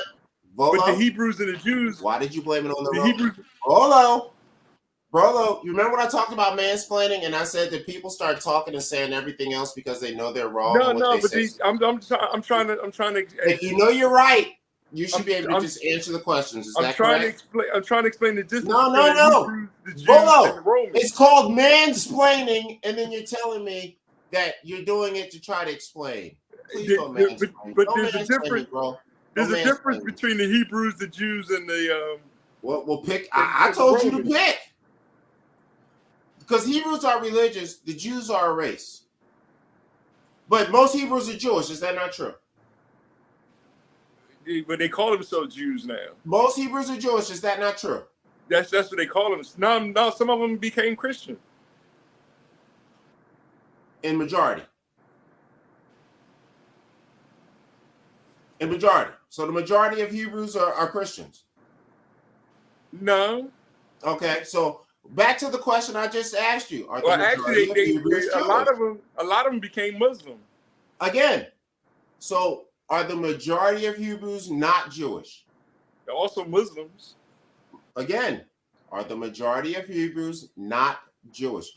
Bolo, I don't know your business, but if you're having problems outside of the world and you're handling the problems outside of your world like you're handling these questions, that's probably why you're having problems outside of the world. I'm just telling you. If you can't answer these simple things as a 50-year-old man, like you fucking got $1 million on this shit and you're scared, like you're gonna lose something, what you got to lose, nigga? You worry about losing the gig apps? Answer the fucking questions. They're all races. I mean, they're all religions. So the majority of them are not Jewish, and the majority of Jewish people are not Hebrews, and the majority of Hebrews are not Jewish. Is that what you're saying? There's a difference between them, and we're still fighting over the distinction of the difference between. Well, Jewish people is the race, so that's the original niggas, right? Yeah. Are the majority of Jewish people Hebrews? They claim that they're a race. Are the majority of Jewish people Hebrews? Yes. Okay. So see how long it took us to get to that? All that from a 50-year-old man. Yeah, you but gotta stop that shit, bro. You gotta stop that shit, bro. They're German too. No, I don't want to hear that bullshit. So you sound like a black woman who doesn't want to admit she fucked the wrong nigga. Stop that shit, bro. They're Stop German too. Stop throwing out. Claim that they're Russian. Hold on. Stop. What? Stop citing the minimum as a reason to discredit. I'm not discrediting. I'm saying no. You're a mathematician. You know that doing math. That the minimum part of the math equation is it doesn't fucking matter. So why do you keep mentioning it? Is some of the Ukrainians Jewish? You're a mathematician, are you not? Are some of the Ukrainians? Are you a mathematician or not? Yes, I am a mathematician. And in a math situation, if you do mathematic numbers to make a decision, if 0.5% is negative and 99.5% is positive, what direction are you going, Volo? Just answer it. All right. You know what the answer is, so answer it. Don't mansplain me. Just answer it. What's so hard about answering it? If 0.5% is the opposite, negative, and 99.5% because I'm positive after the equation, Volo, which direction do you decide to go with your life, my brother? You gonna go to the 0.5? You gonna keep mentioning the 0.5 to me? Is that what you're gonna do, or are you gonna accept the 99.5 and go forward? That's all I'm asking. What's so hard about that? The same with. You still don't want to answer the question. I don't know how you ever gonna move forward in life if you can't answer simple questions as a grown man. You act like you scared, like you gonna lose a contract, like you got $100 million contract. That shit is fucking sad. There's something wrong with you. Germany's Grand Cross. Shut up. There's something wrong with you. Highest honor the Third Reich could bestow on a foreigner. Something wrong with you. We don't. Shut the fuck up. You scared to answer a question and you babble on, nigga. How nigga don't want to answer a question and start babbling? I'm answering the question. As the 20s wore on, nigga. cruise Like, you workers muted, nigga. continued Shut to up. pump out Like, shut hundreds up. of thousands of Muted. Model Shut up. Ts. I don't want to fucking answer But the question. Henry Nigga, Ford run his began to fucking find mouth himself about falling nothing. behind Trying to the explain times. why he don't want to He answer the liked an fucking older question. You America. 50 He years was old. never You scared to answer comfortable in the questions. modern What's world wrong that with he you? had helped to shape. Answer fucking questions. You're a grown goddamn man. His son Edsel, by this Got fucking time kids. second in command Right, at playing Ford, fuck was around from like another this. generation entirely. That's a fucking question. He liked You jazz, got $1 million contemporary on art, my nigga. and an occasional cocktail. Henry Ford My was a fucking channels teetotaler. this is playing on, not He yours. preferred bird You watching, don't lose a channel. old-time country dancing. Man the fuck up. Say what the fuck In you this gotta rare say. Stop being footage, scared. Ford nigga. demonstrates Like, just fuck. how far That's he'd what go you to mad. Don't popularize those old That's steps, getting old. even Real choosing old. an occasional Ford executive Bitch as ass a partner. arguments. Go to the Peep Network. Go argue with them niggas on YouTube if you want to do that shit. Answer question. No, this bitch. While Henry Ford was dancing, the marketplace was changing in ways that he could never understand. For the first time in almost 2 decades, Ford's Tin Lizzie had a serious competitor. The car that really did in the Model T was the Chevrolet. General Motors recognized fairly early what Somebody Edsel could Ford answer had a recognized. fucking question when asked it. Let's see what Henry Ford else ain't got to say. Oh, good. We had the next popular section. Back to Henry Ford, a man that can actually answer a motherfucking question. Fucking ridiculous. Get off my fucking screen. Once the market was, the actual need for automobiles was satisfied, you needed a way to continue to convince people to buy new cars, even if they didn't really need one, even if their old one wasn't worn out. One of the ways you do that is you change the way cars look every year, and you make the car look more pleasing. In May 1927, the Model T era came to a close. The success of the Chevrolet demonstrated that the public wanted style and not just utility. The Tin Lizzie was hopelessly outdated, relegated to a recycling campaign.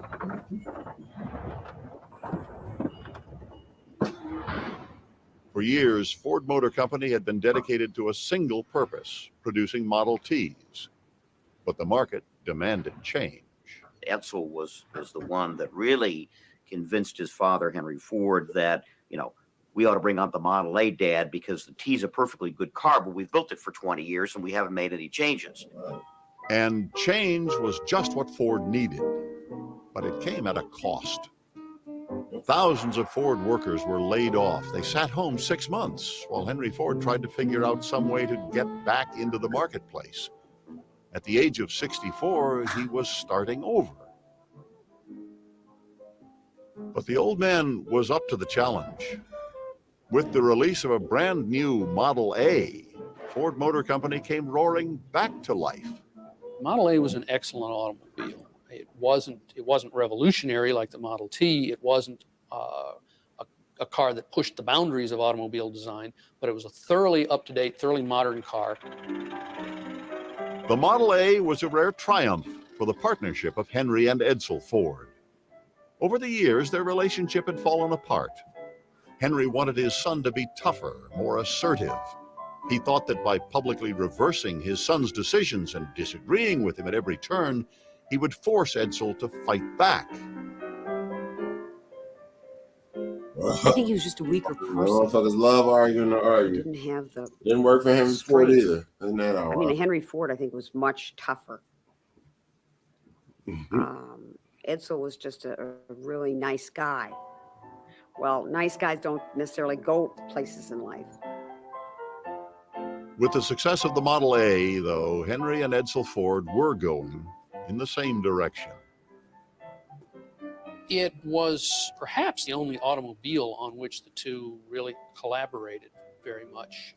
Henry had a lot to do with the mechanical details of the car. Next major part.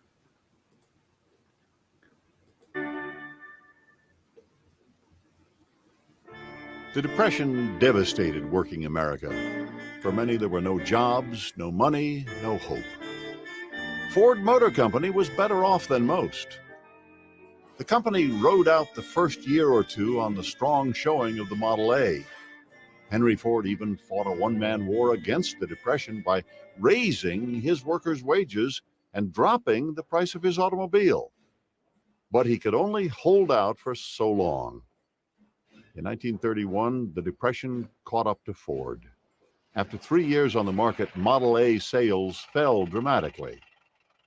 The Chevrolet, with its 6-cylinder engine, and the new Plymouth cut into Ford's market share. Once again, Ford was forced to shut down production and send workers home. Those who stayed found their wages cut. Frustration boiled over. On a bitterly cold day, a crowd gathered to march on the Rouge plant and confront Henry Ford with a demand for more jobs.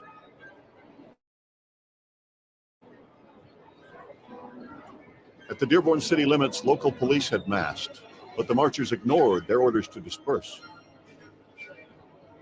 Police attacked, and a full-scale riot broke out.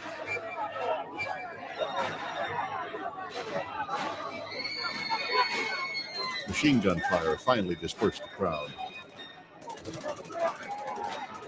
They clap these niggas up. Clap these niggas, yo. Oh! In the aftermath of the fighting, 4 young marchers lay dead. The 5th died several days later. That's old school justice. There were no Ford new jobs. massacre. I would ask for a little question about it, but he's just going to hem and haw and give me some bullshit answer about chickens in Europe and shit. So I ain't gonna ask that nigga. All right, next section. But finally, in May of 37, hostilities reached a head. Union organizers, led by Walter Reuther and Richard Frankenstein, had received a permit to hand out leaflets at Ford. They made it to the top of the overpass leading to the plant. Then they were met by members of the Ford Service Department.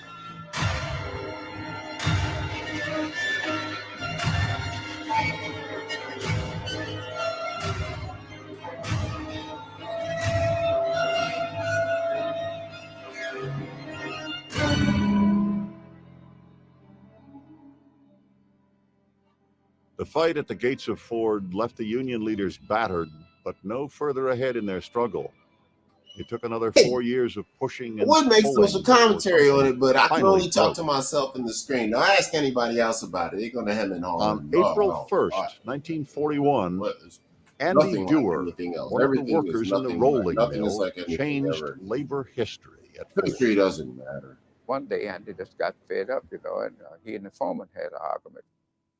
All of a sudden, with an Irish brogue, a Scottish brogue, God damn it, I'm tired of taking this BS. Get away from me. This is a pinch-nosed Negro, by the way. Anytime you see a light-skinned nigga like this from the old school days, you think he's part of this shit, but this nigga right here done sold us out 5 times over. I just want to say that. I would ask Folo, but he's going to be like, do all this hemming and hawing and bullshit and not give you a real answer for some fucking reason. I don't know why. He's fucking worried about losing the contract. Let's finish this up. End of Henry Ford. Relented. In September 1945, the crown was passed to Henry Ford II. With his active role in the company behind him, Henry Ford began to disconnect from the world. He passed some time at Greenfield Village and was trotted out on occasion at a company function. But the stores of energy that had sustained him well into his 70s had been spent.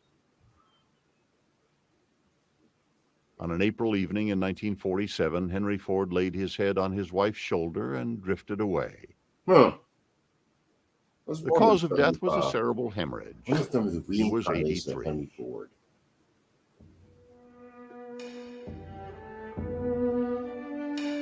Tens of thousands of people lined up to view Henry Ford's body as it lay in state.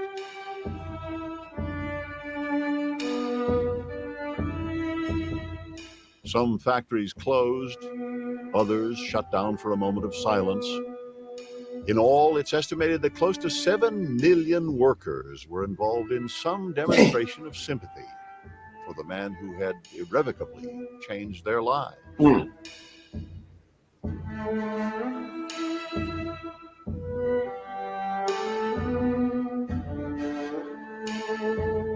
And in Detroit, motorists were asked to come to a complete stop at the time the automaker's body was being lowered into the ground. For that second, when the automobiles came to a stop, Detroit was returned to the way Henry Ford had found it.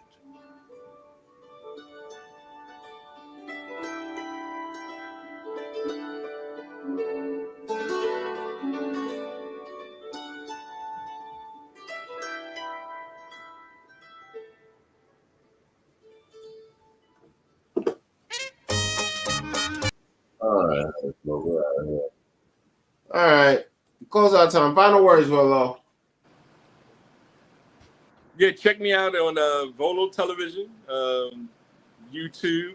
That's on YouTube. Volo M Tautology on Facebook. Volo Tautology on Twitter. On all the other, what's that one called again? Threads. And on Volo M Tautology on TikTok.